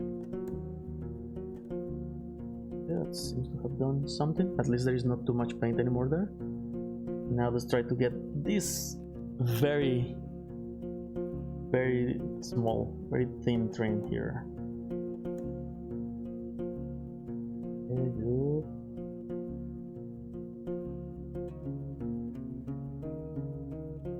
Alright, it'll work.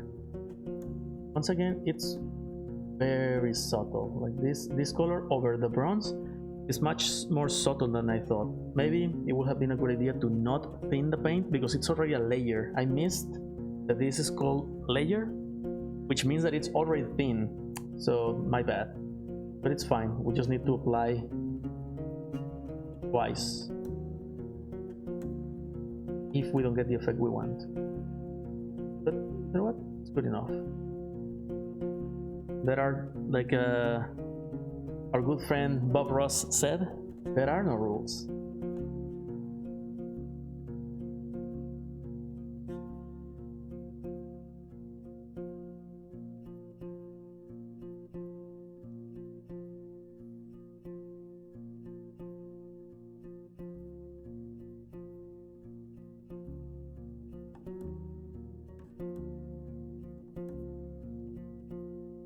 And then the edges.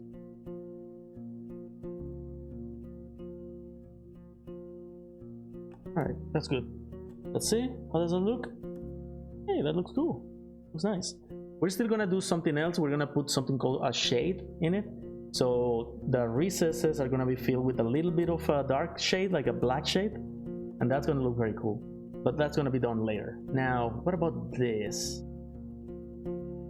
This down there, we should definitely paint it as well. I mean, if we're gonna do everything bronze, we're gonna do everything bronze.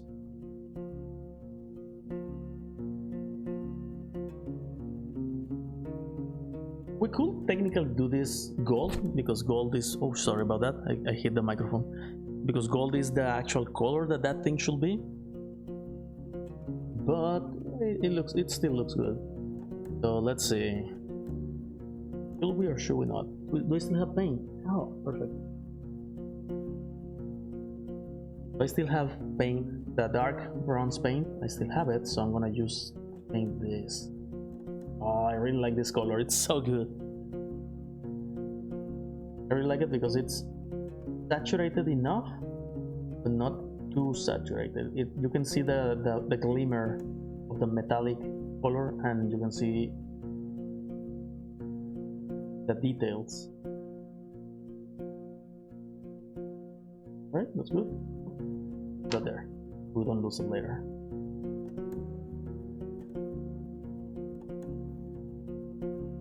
Then I slip a little bit there and hit an edge.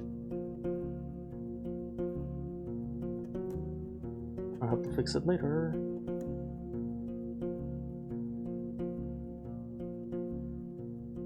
Like a friend of mine says, that is a problem for future Renee.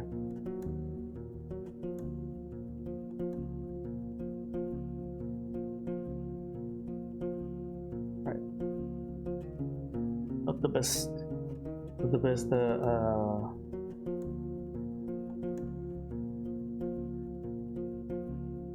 Not the best color in there, but it's fine. We still have another opportunity to fix it when we are painting the white on top of it. And Smokey, thank you very much for being here, man. I really appreciate it.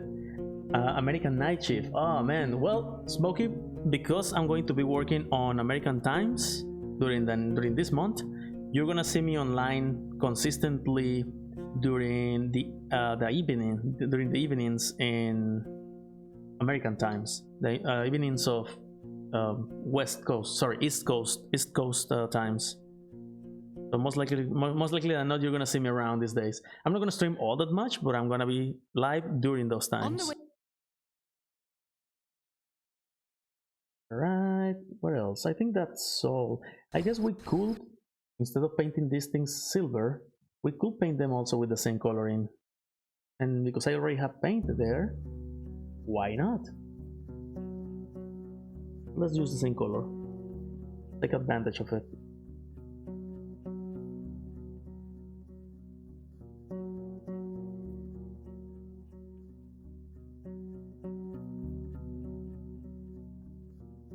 Alright, let's take this down there. Let's color the bottom is copper instead of silver.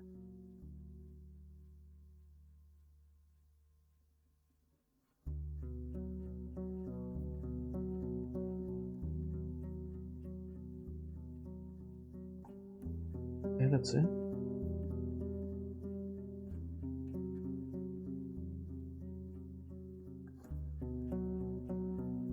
Not too bad. I think it's gonna work.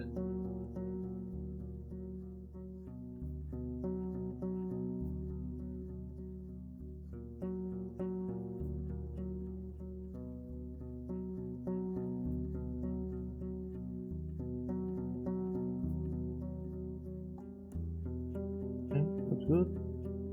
Sure that it's also on the inside.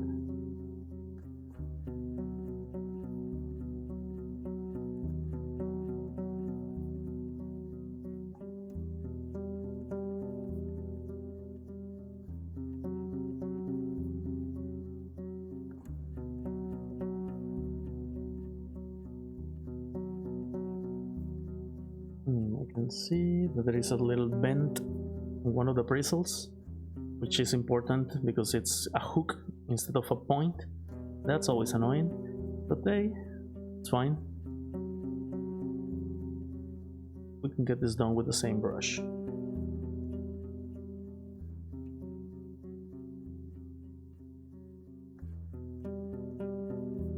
Alright, fixed. It was just a wild bristle that shouldn't be there. It was a bent. So I can paint this part as well. Let's go ahead and do that.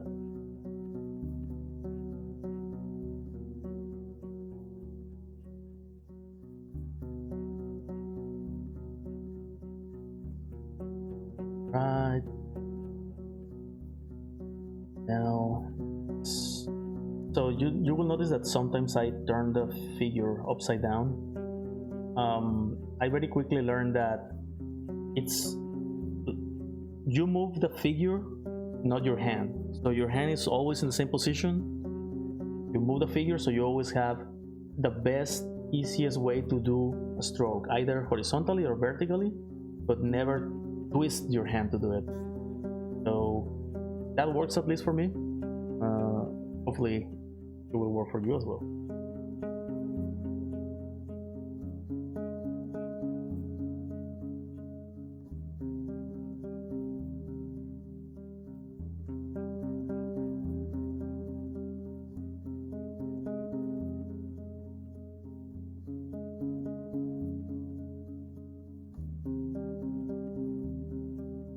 Right, looking good.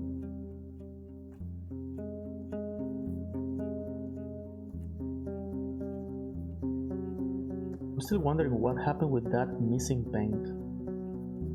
I'm quite sure I had a bottle of something called warp stone.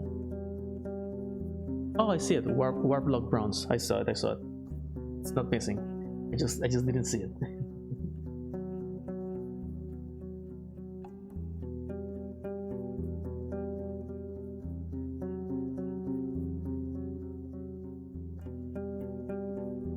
Alright. Done. You know what? I really like how this looks in bronze color.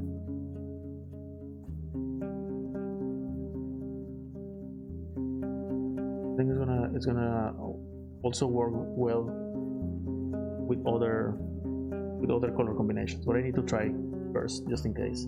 So now these little exhausts here, so they're also going to be at least on the edges. Also gonna be bronze. And in the edge.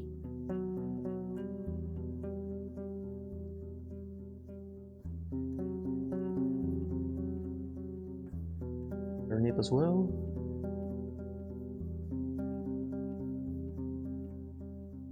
Oh, I went a little bit too far from the camera there, sorry.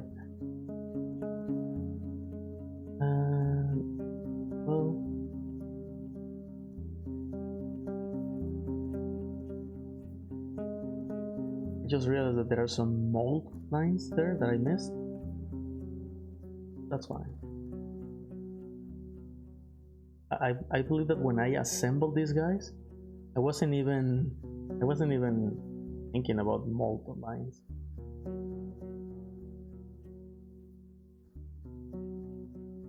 All right, looking good, looking good.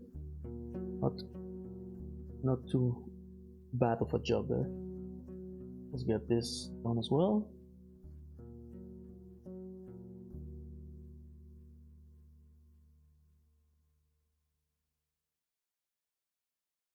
On the way. Cool.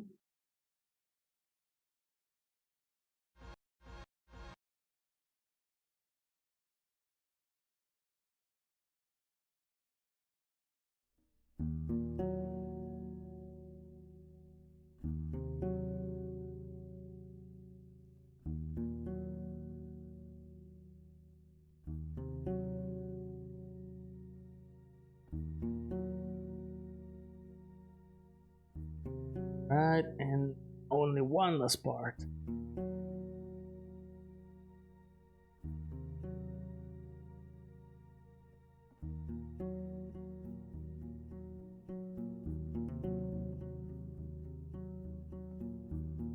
Always the little details like this that takes the most. Alright. Done. Cool, cool, cool. I don't know if that little detail there popping up should also be bronze. Yeah, it should, because it's gonna connect to one of the tubes. So this also has to go in there.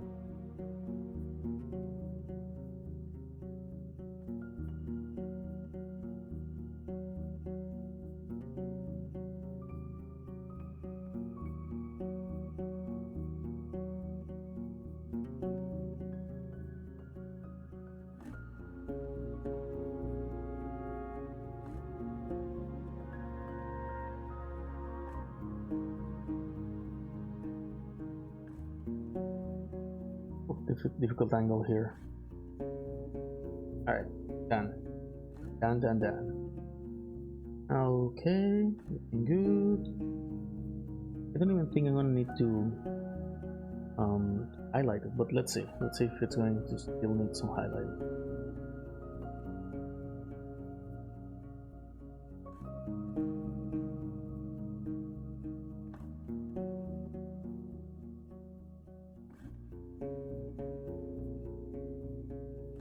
Just realized that I didn't paint the entire ring around the exhausts.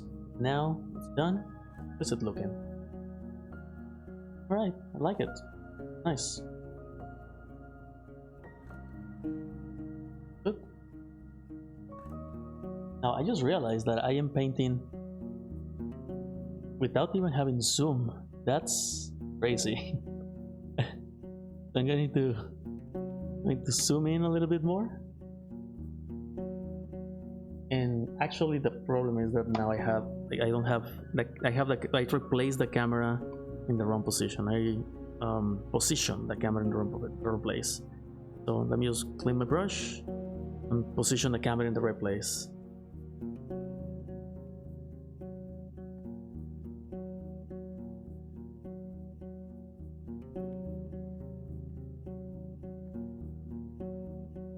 Okay.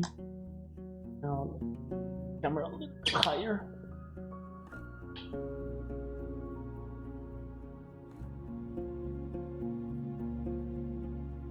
Okay.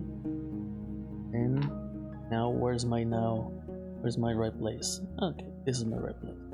Now, do I need more light? I think that's good enough. Although, oh wow, I have a lot of light in my face now. Alright, cool. But yeah, because the light is so strong, it's causing a little bit of shadow. We don't want that, so instead we're gonna do artificial lifting of that through the camera. Oh, I like that.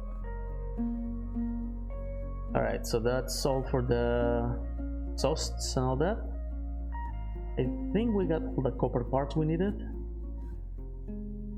Now we still have some metals to paint. We have these things, but we can paint those.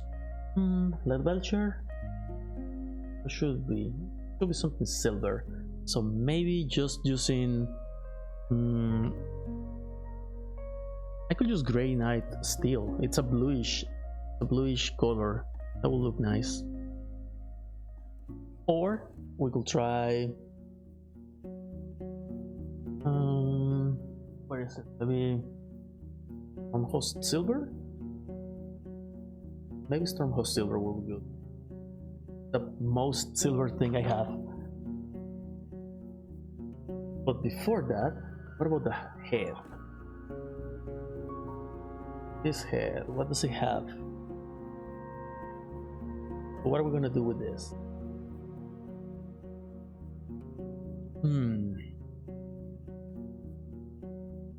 We need to paint the red. We need to give it a wash. So Apotecary white, where are you?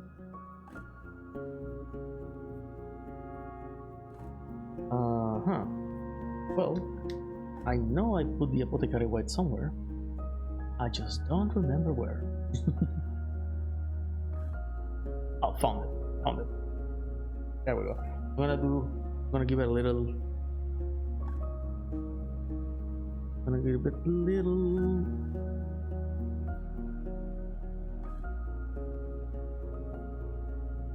Gonna put it there. I get some paint. I'm gonna shower this thing. I'm gonna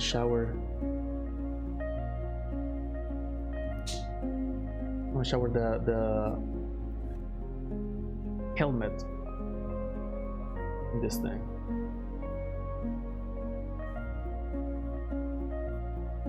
Why? Because I think it's gonna be good for the details.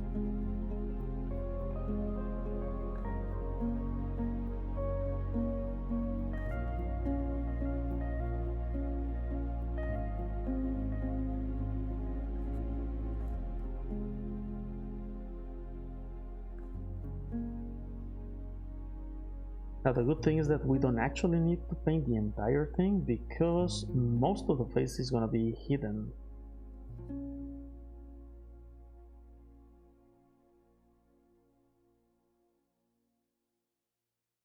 But also we're gonna have to do some highlighting, so it's important.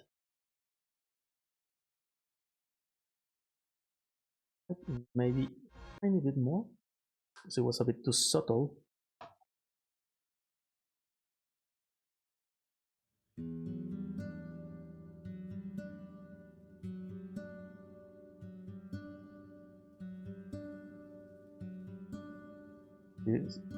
La música que tengo ahorita es súper tranquilizadora para esos momentos en los que equivocas, tienes que volver a pintar todo para que sea tranquilo, para que no te cause problemas mentales.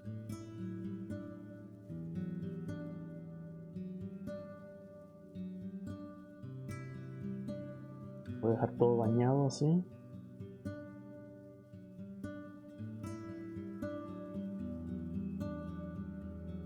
Un momento, ¿dónde lo voy a dejar? Lo voy a tener que sostener por un rato. De hecho no lo tengo que sostener, lo puedo dejar aquí. Ándale, ahí está. Lo logré poner en un lugar en el que baja y se aplasta. Entonces quedó agarrado perfectamente. Qué bueno soy, hijo de la chingada. Tapa el contraste, la pintura, no queda abierta porque luego se seca. Gracias, por cierto. 11, ok, nos queda 1 hora, tenemos que apurarnos.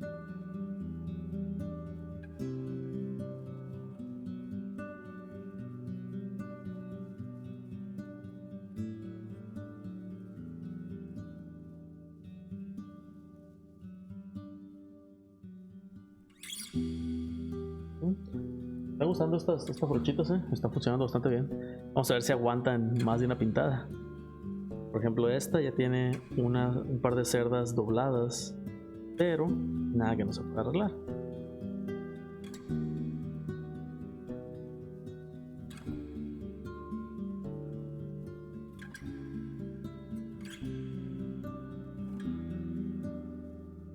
Todavía tiene pintura.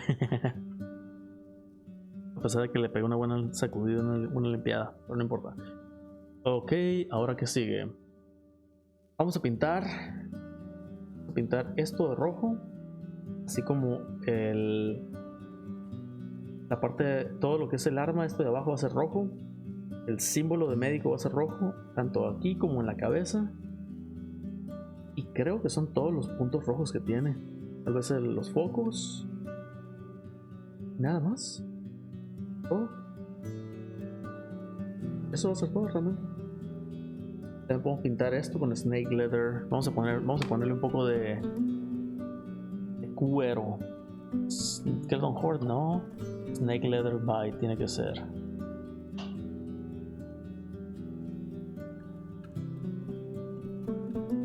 Snake bite leather, perdón.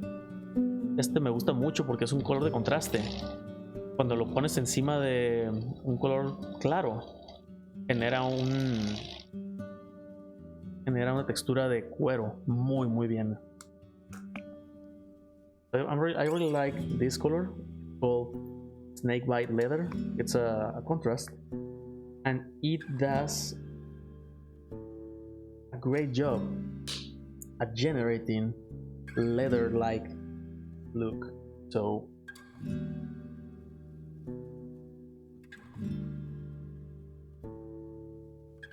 let's put it here. Look at that. Already looks like leather. It works really well on top of red bone, but it can be used, I think, on any whitish surface.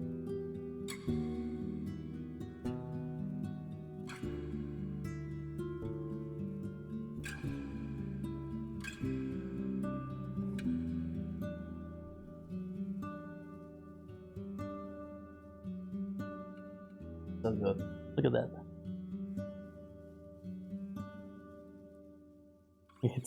It's almost perfect leather texture with some subtle changes in the coloring.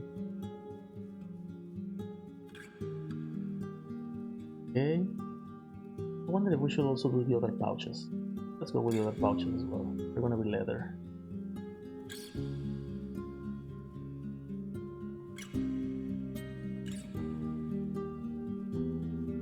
And that mess up the armor.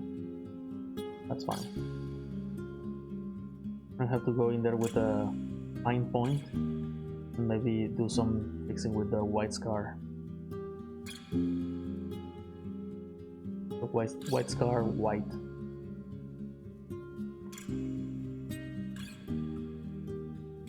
Okay. Oh, there's a little bit here that I missed. The inside. Okay, cool.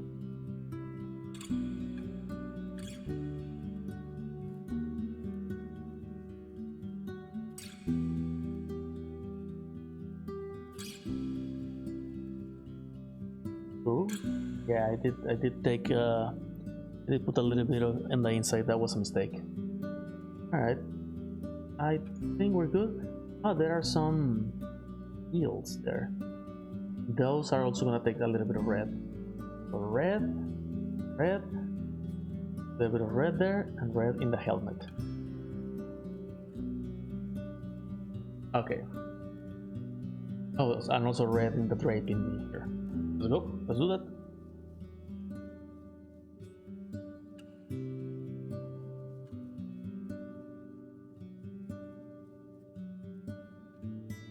You know what? I like this brush because it's flat, and that allows it to be cleaned very easily. Because it's you clean on one side, you clean on the other, and then you basically remove everything from it. So the problem with round ones is that you need to press more to get through all the bristles. But I think that this kind of flat brushes are very, very cool, very handy. Especially because they allow you to take like more territory, they allow you to paint a broad spectrum. I don't know if spectrum is the right word there. But yeah, very cool. Now, see, what about this? What do we have here? So we need to put a little bit of white scar in here. We need to paint some stuff in here, like, you know, the usual greens and yellows and maybe blues, and maybe a little green screen there. All right. We also need to paint this entire thing as black.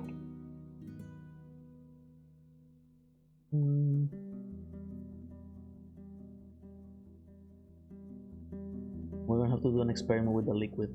That's gonna come later. Right now we're focused on this. So let's get some piston red. I think piston red is gonna be good. I could use Blood Angels red, but Blood Angels red is very aggressive and we don't want to mess up, so we're gonna use piston red. Like Blood Angels red is great, but it just so strong and it just runs over everywhere, so it's a tricky one to use. So instead we're gonna take the opportunity to use this piston red a little bit. Dab it over here.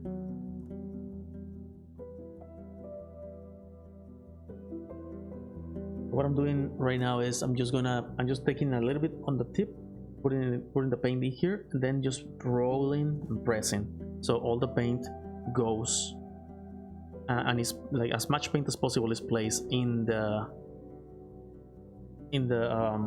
wet palette. Now, as usual, I'll take a little bit of water. I'll make it,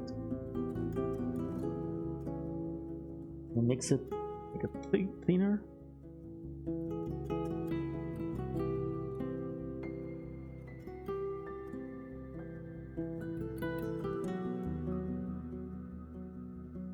Looks good.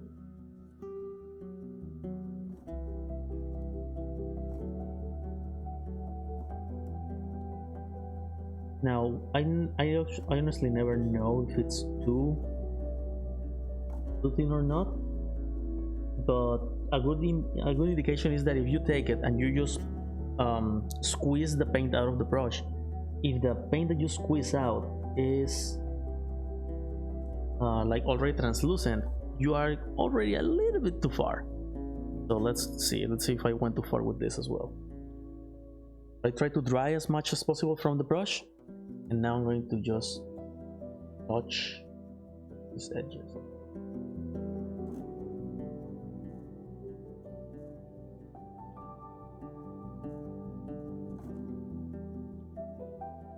Surprisingly well.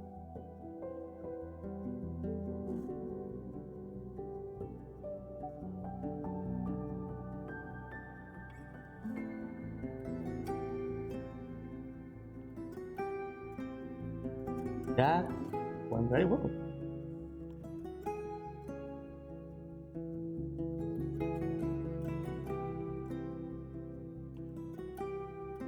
Oh fuck, I messed up on the other side. I had done it really well and then I went too angled. That's fine.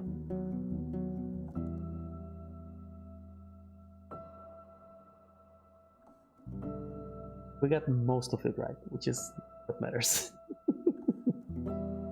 We're still gonna have to do some retouching anyways. That's fine. Alright, a little bit more. But now this time for seal. There's a seal down here.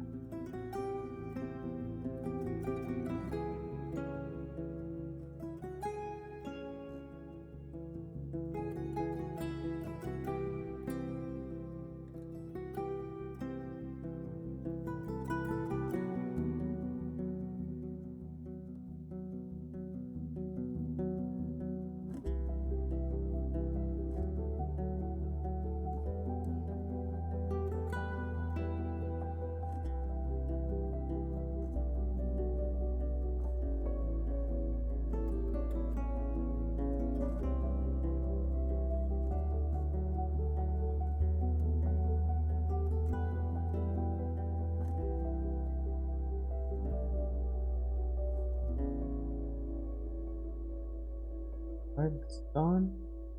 Now let's give it a look at our helmet. Still holding on, cool. Now let's do the same.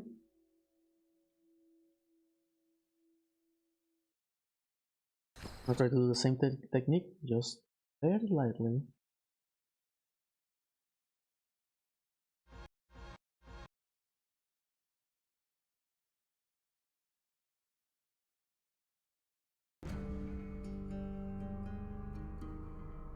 Very lightly touching just the edges. It worked. Cool. Let's do it on the other side.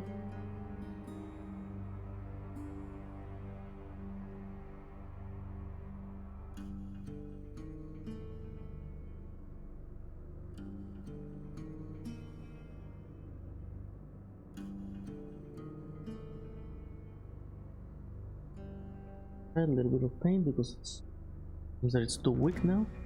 But it's too dry, I guess.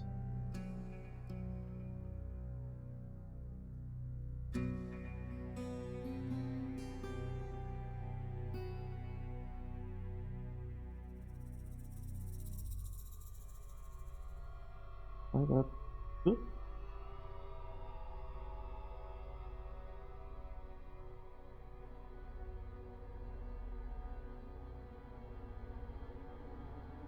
There's a little bit there that is not getting, paint is not getting in there. Let's ensure that we get there.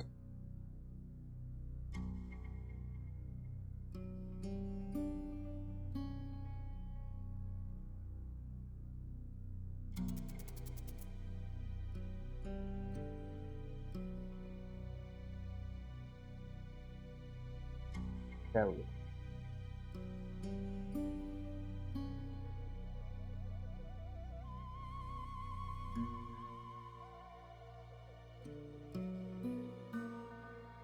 Okay, has its paint, and I don't remember if the eye is supposed to. Well, the eye lens can be red, but because it's a salamander, it's not gonna be red. It's gonna be orange, yellowish. Vamos a cambiar el color del lente, no va a ser rojo, va a ser amarillo, naranjoso. ¿Por qué? Porque es un salamandra. Salamanders don't they usually have like more of a orangey, yellowish hue in their lenses. I mean, that may be just a stylistic thing from the latest shows that we've seen, but at least in what I've seen, that's how they look.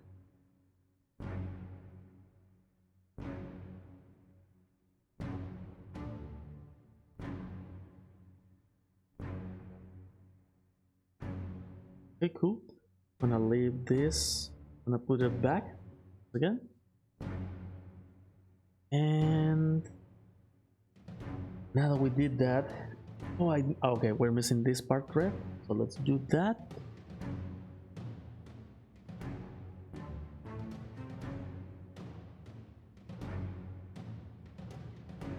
The red in the weapon.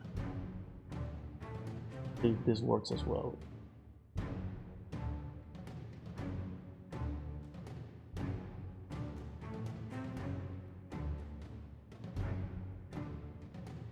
Cool. Mostly done. This side.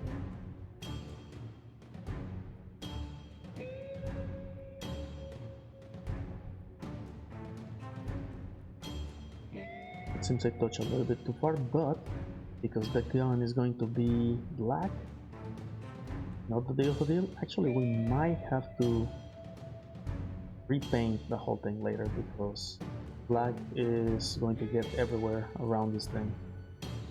So maybe we shouldn't have painted this one yet. But we're already on it, so why not?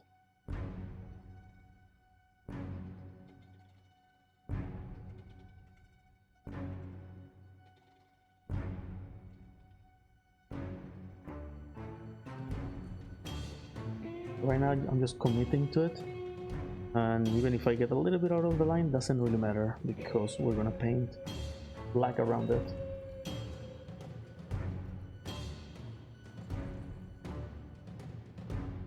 Oh.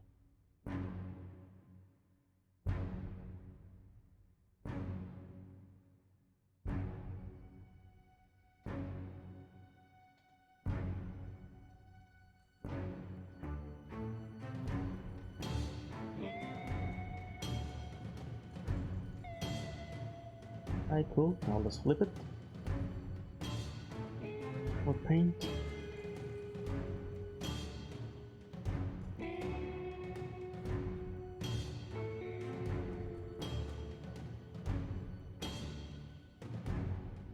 Oh no, we got one crazy bristle. One bristle that it's out of the rest.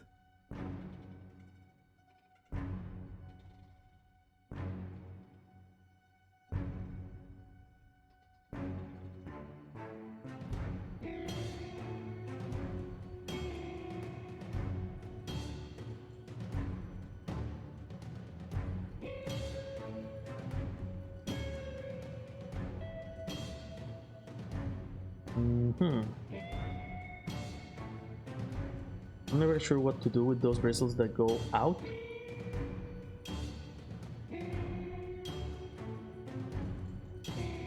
I'm gonna just take it out. I'm just gonna kill it. Let's get a little bit of paint. Hopefully this one works. Alright, looks good now.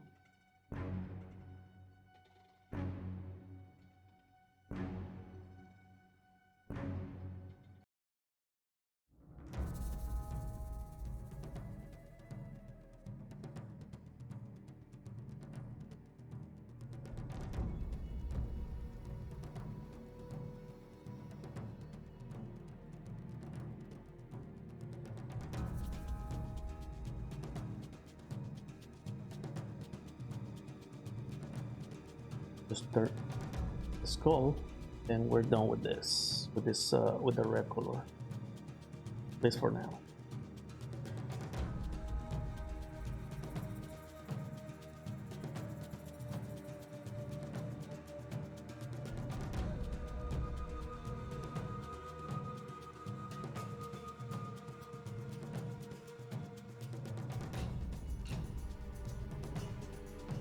Done.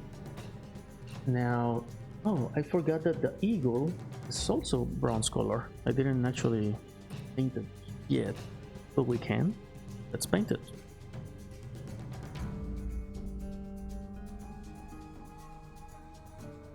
I wonder if we still have enough paint for that. Oh no, almost all dried out.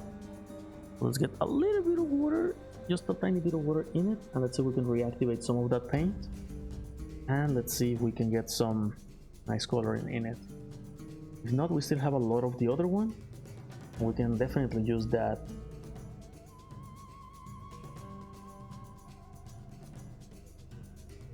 Yeah, I think we're gonna manage to paint the entire thing, and then we're gonna have to do highlight with the lighter color.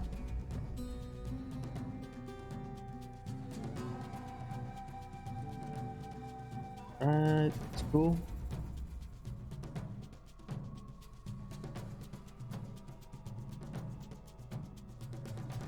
A little bit more paint, that's all we need. I don't have to waste.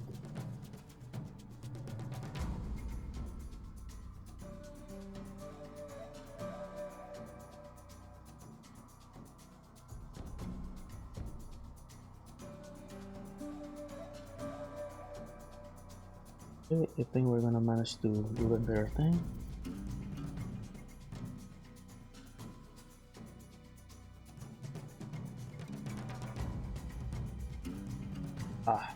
Well, no, I went out a little bit out on the shoulder pad. That's fine. We're gonna do white painting on the train anyways.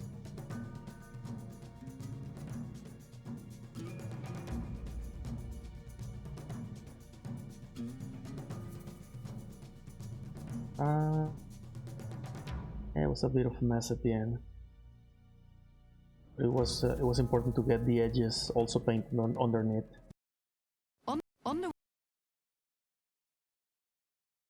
I think we just got some Dutch ads that we just skip.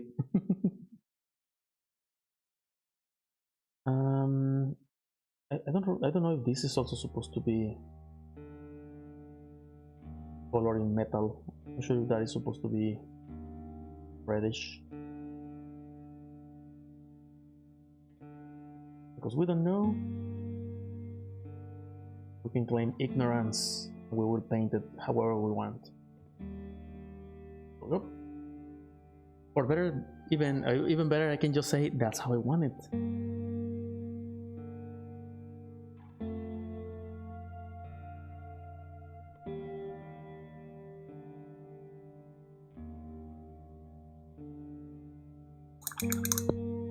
All right, done with that.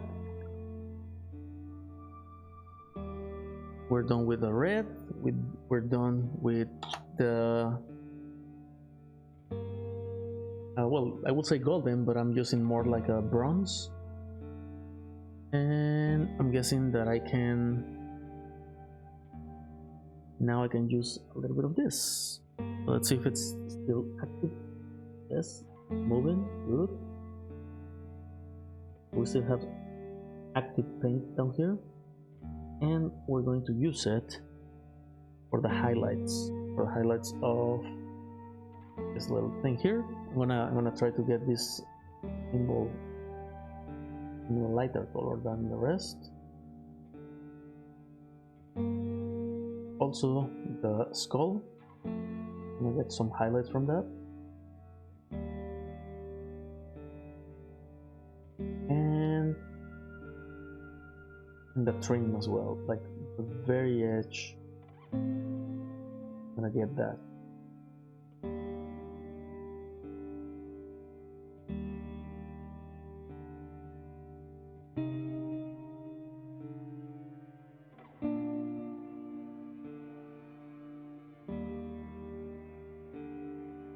I'm not sure that was the best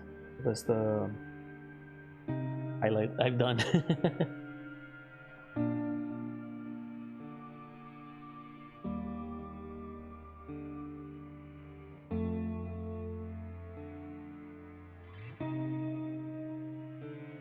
Alright.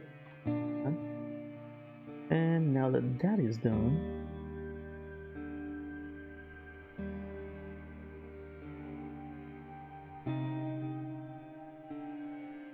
Yeah, I think I'm going to go even further with the... I think I should go even further. Use something for like Castellax bronze maybe, or yeah, Runelord brass. I think Runelord brass is going to be a better choice for this, but I'm gonna have to wait because right now I need to wait for the paint to dry. So at least for now we wait, or we move to a different color. We can go already and paint the white scar all around.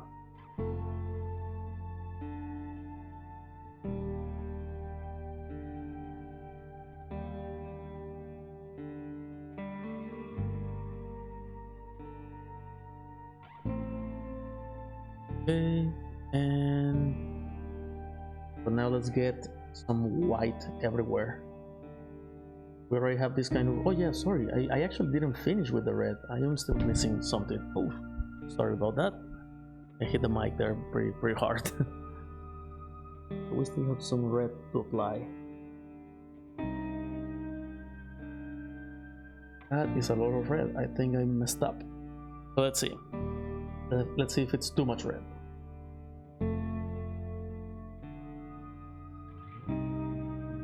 Yeah, it's a lot of red.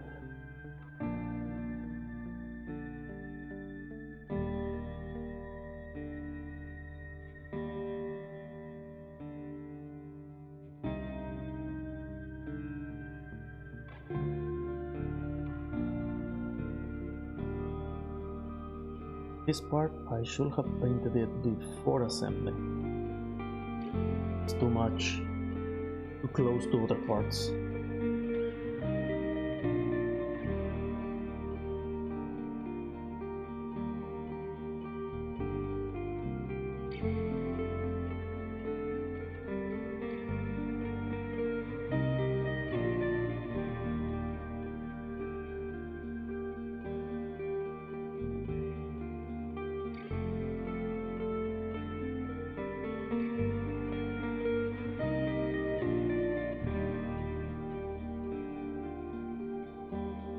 Oof, okay.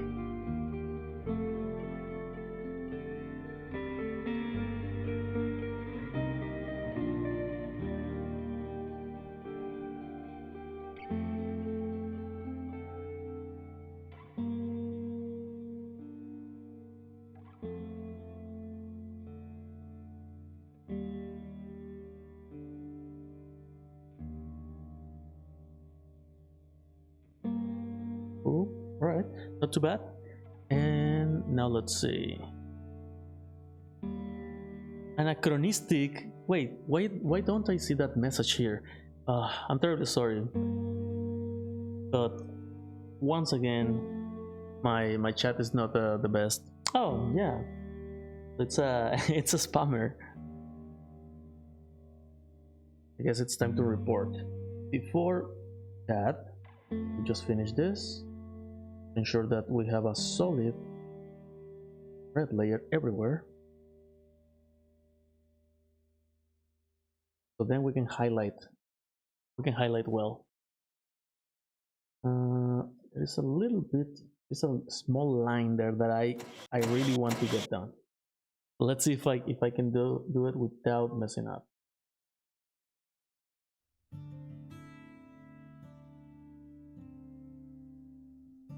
Oh, it was mostly successful. I did touch the trim there, but that's fine because we're gonna fix it with a bit of white scar white later.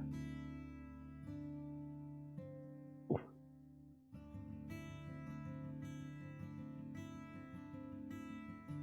Now there is a little bit of flop in there, a very tricky position.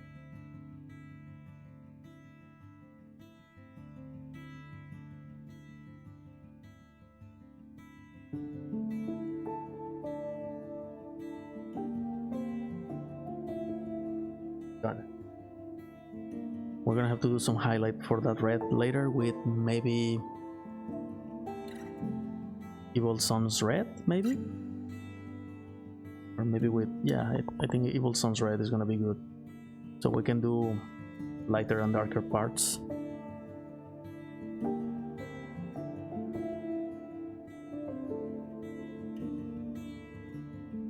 Actually, we can already do some dark parts for this.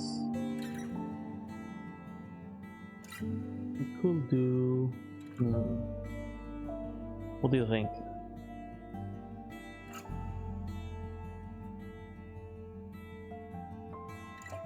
What do you think? So I want to do some shadows in this. I don't know if the best will be to just get a little bit of black color into the red that we have. That would work for sure. We still need black anyways, so let's get a little bit of white, of black, bad on black.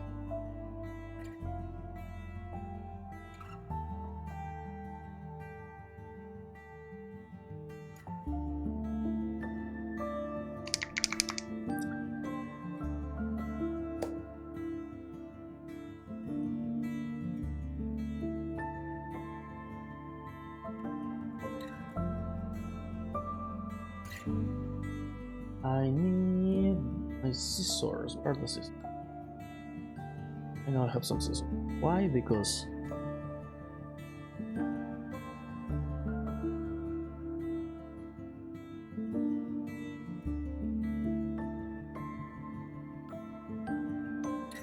I just needed to get like a little, just like a half a millimeter of brush that was not lining up correctly there.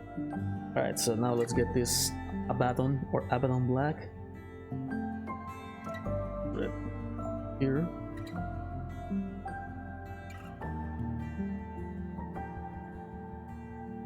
You know what? I really like these brushes. The butt of it, the back of the brush, is very round, and that means that it can get some paint in it, and it's very easy to brush or to scrape the paint out of it directly into the wet palette, and also to clean. That's super cool. I really like that. Okay, now let's get some water. Now I believe black is one of those few colors that we are not supposed to... I don't remember if that was correct. Let me just get the black in the red. Mix it, mix it, mix it.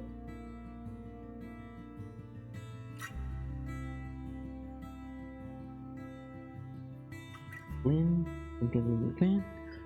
Let's get a bit more black into that mix.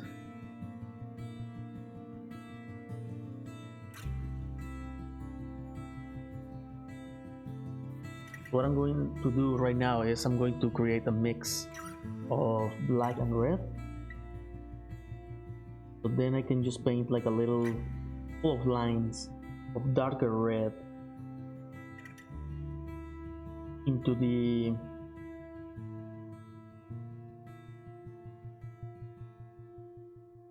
recesses of the cape. So basically we're going to create shadows by using a darker version of the color that is like that the cape or the drape is made of. Let's see if that works.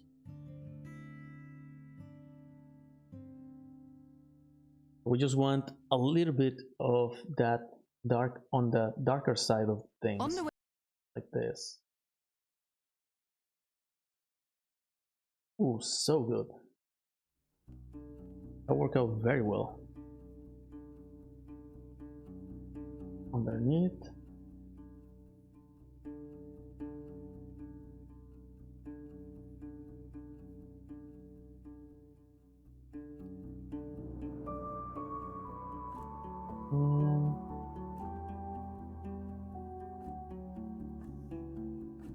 Probably.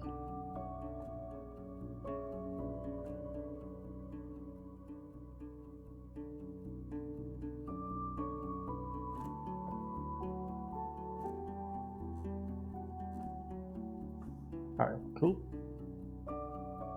Now we created some semblance of a shadow.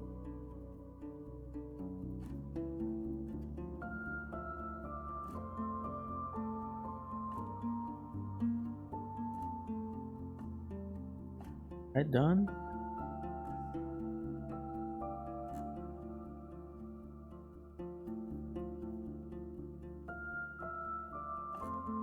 Now according to this, the the tools are also red. That's interesting. I was thinking that the tools in that thing were going to be a different color. I mean, they are. They can be leather. You know I love leather. So we're going to, of course, use some more snake bite leather. We're gonna do it now because if we messed up, we are going to need to do some retouching. That's gonna be good. So for that,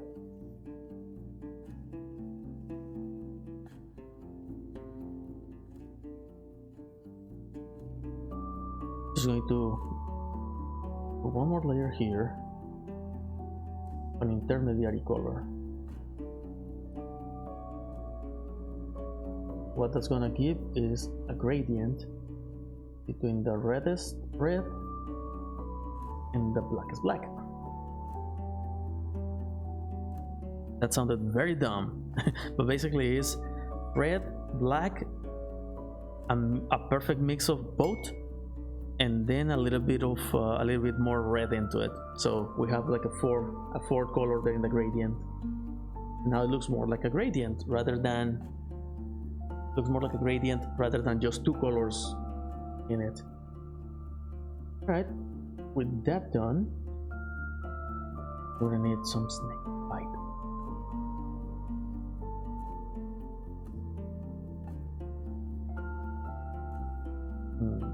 Okay.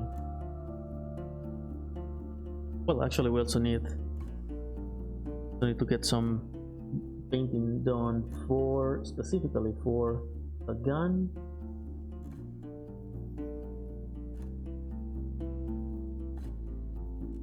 Let's get the gun painted.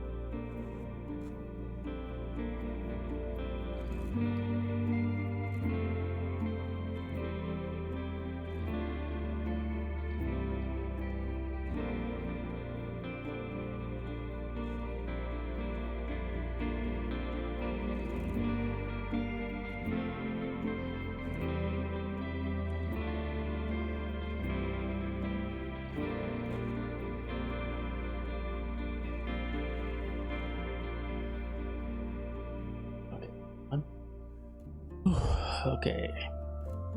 Well, no, it's not done. There's a lot of it that is not done yet. I said done with so much confidence, and it's like, wait a second, they're not nearly done.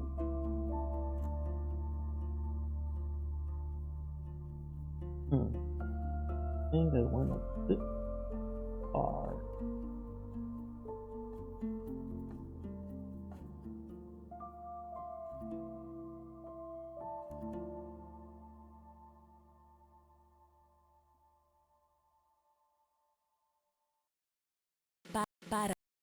Yeah, I don't think that this extends as much as I was selecting it, because I went a bit too far with where the black is.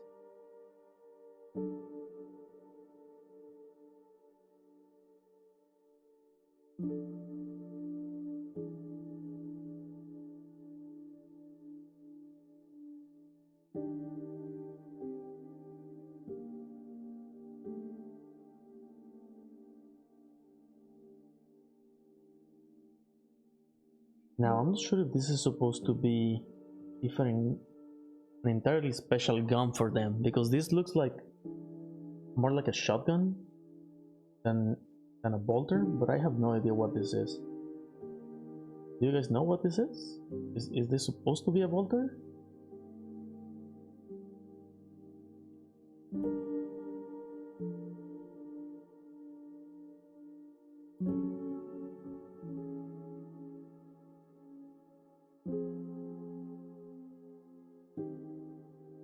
need to be that careful. I'm gonna be painting the lower part with a metal color anyways.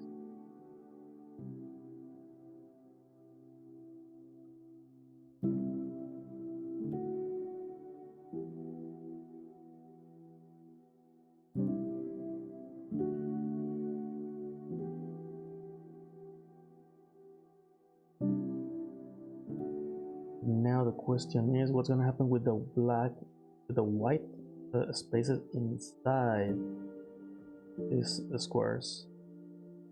What am I gonna do? Because if I try to paint over them, most likely I'm going to also mess up the red, and then I have to repaint it. But I already knew that might be the case. Not that bad.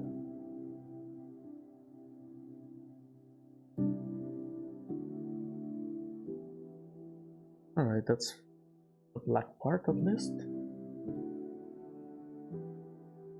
Okay. Okay. Now I need to paint all the rest of the gun metal color. Okay, metal color. But we also have some parchment there. Oof!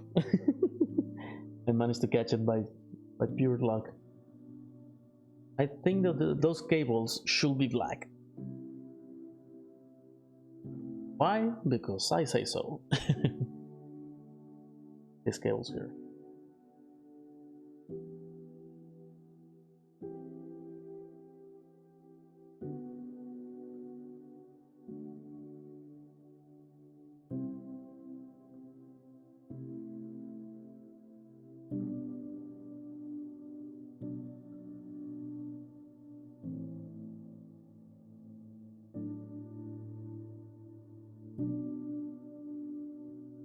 Right, cables.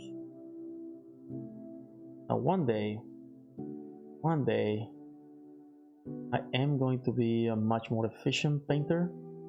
Right now I don't have the confidence to move too fast to paints, and usually I do take a long time to get the details right, or try and get the details right at least. Because sometimes I just don't get them and I have to retry. I'm getting better at it, but I still have to do a lot of fixing work. Like right now I can already tell there are quite a few spots where I'm going to need that. I'm going to need to do some fix work.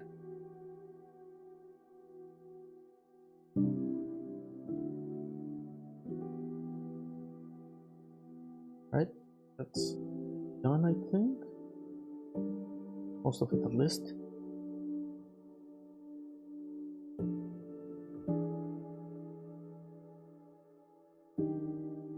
Alright, that wasn't too bad.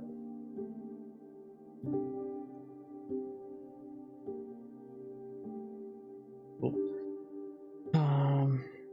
We'll just clean the brush. Oh wow, we almost run out of the hour, of the 1 hour I said earlier. This is taking way too long for something that is basically all white. So we are almost there. I think we can already proceed to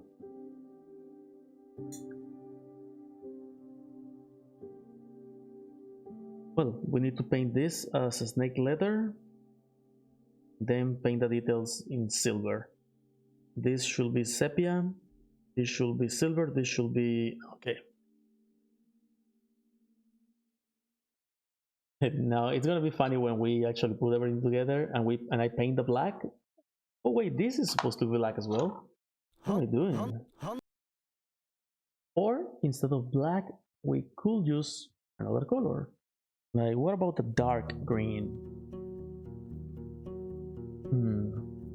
What about a yellow color, dark yellow, or a pastel blue? I don't know. This is something important. It should be painted with an important color.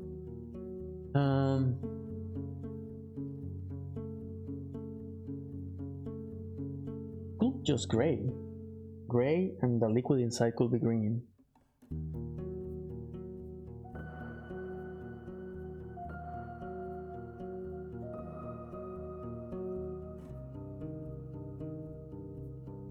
What do you think?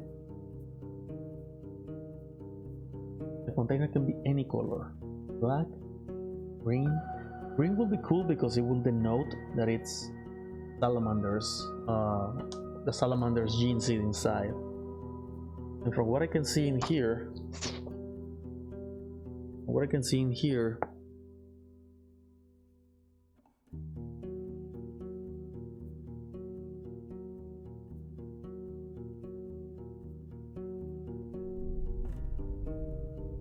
yeah, I don't think it matters all that much, so we can do whatever we want. Now the other thing is that salamanders have this thing. Usually it's black, like all black. The trim is orange, or sometimes it can be like orange, yellow. I haven't really painted that, or gold. We could actually make it gold. Gold and black, that looks good. That always looks good.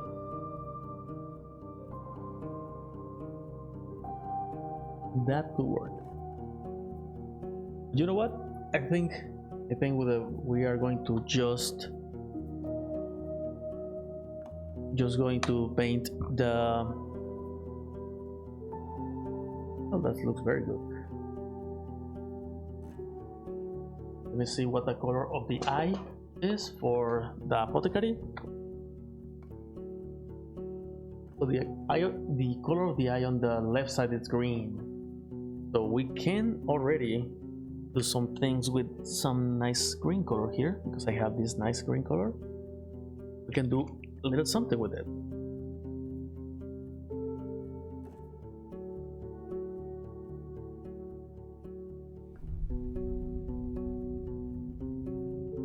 One drop, that's all I need. What we're gonna do is we're gonna take a very small brush. This looks good.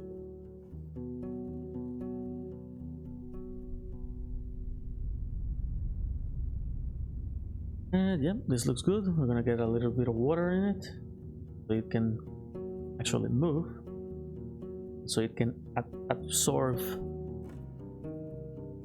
or paint.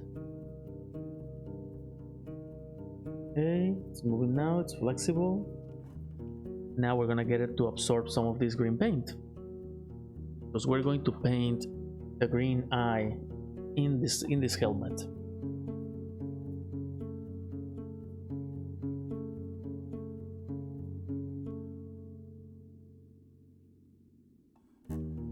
Let's see how much paint do we actually need for this.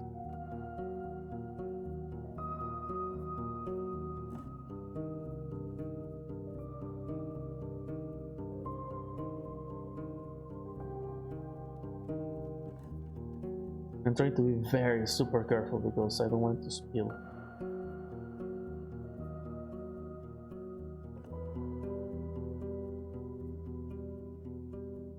Now I'm trying to use a type of paint that is fluorescent paint, and the problem with this paint is that it's quite liquid.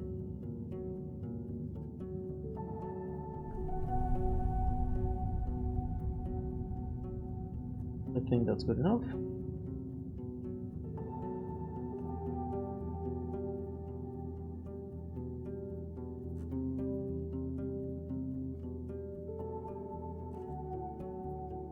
You may need a couple of layers.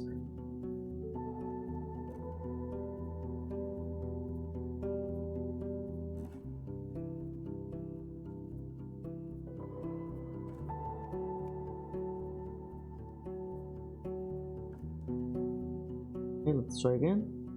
One more little dot.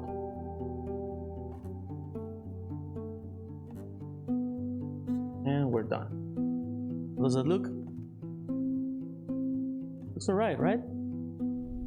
And before we put this down, now we need to put some orange and yellow in it. The way we're gonna do that is I actually have both orange and yellow as fluorescent colors as well. We're gonna use those two colors as well. So first, where is my orange? Here it is. We're gonna use this orange.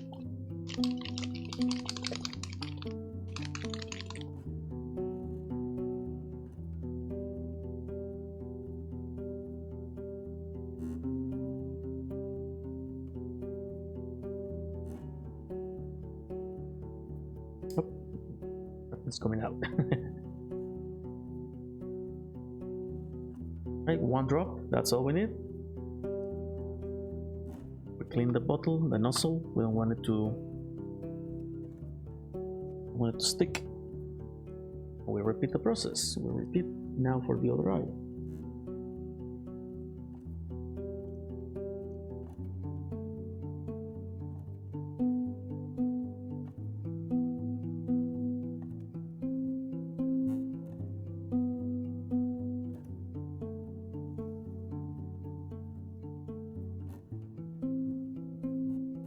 Oh, that's good.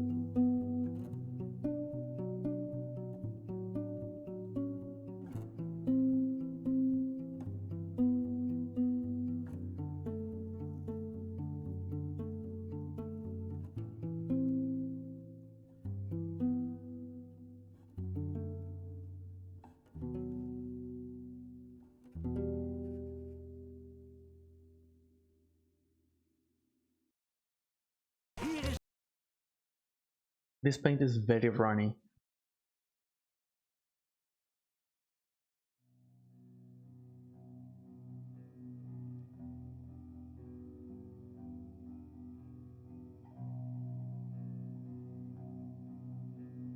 Let's see if we can get another layer there already.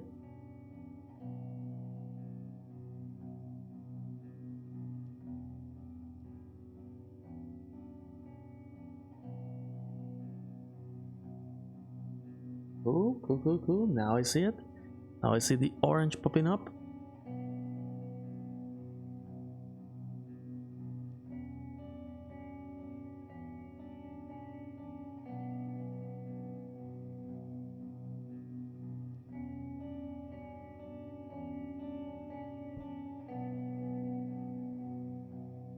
Momento, nos cambiamos de soundtrack. Wait, are we in a different soundtrack now?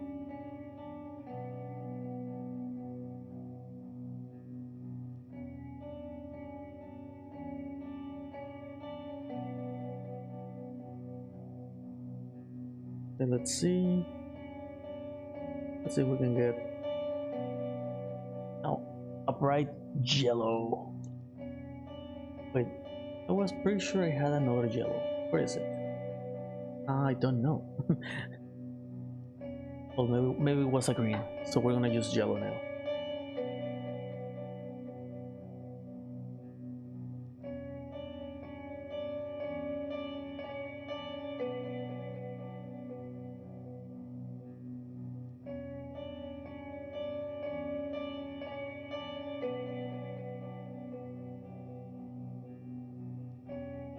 Similarly,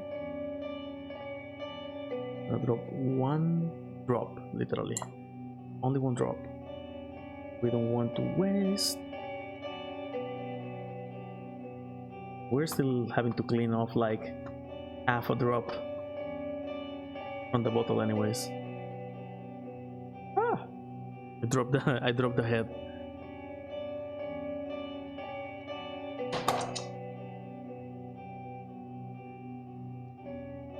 Okay, let's see if we can get the head back without messing anything up. It looks good. But let's try and get some yellow in it.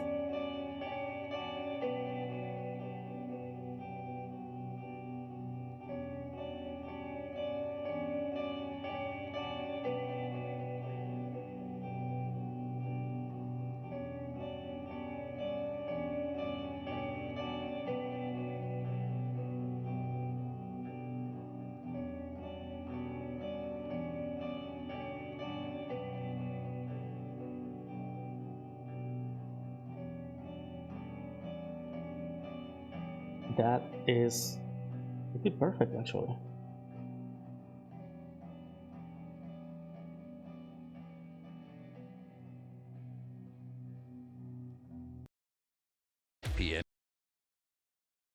Oh, that's pretty good. That's all I need. Now we need to wait a second to give it a second layer to reinforce that yellow right in the lens instead of as a glare, because the orange actually is supposed to be the light from the yellowish orangish lens reflecting around, but the actual lens is supposed to look more light. That's why it looks yellow. So usually you can get like very light color in the middle and everything around with a color, and that's gonna give context as to what color the light is supposed to be. Or at least that's the idea. I don't know if it's going to work.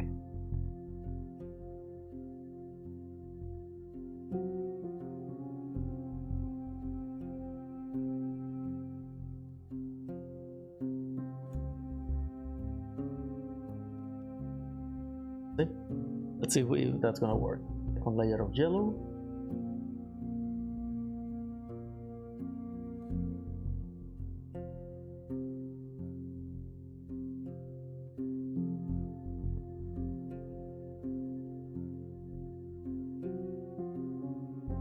That works.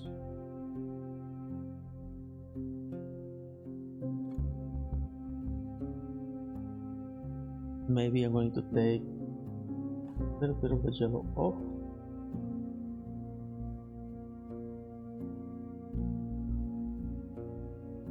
I like that. Perfect. That's good enough for me.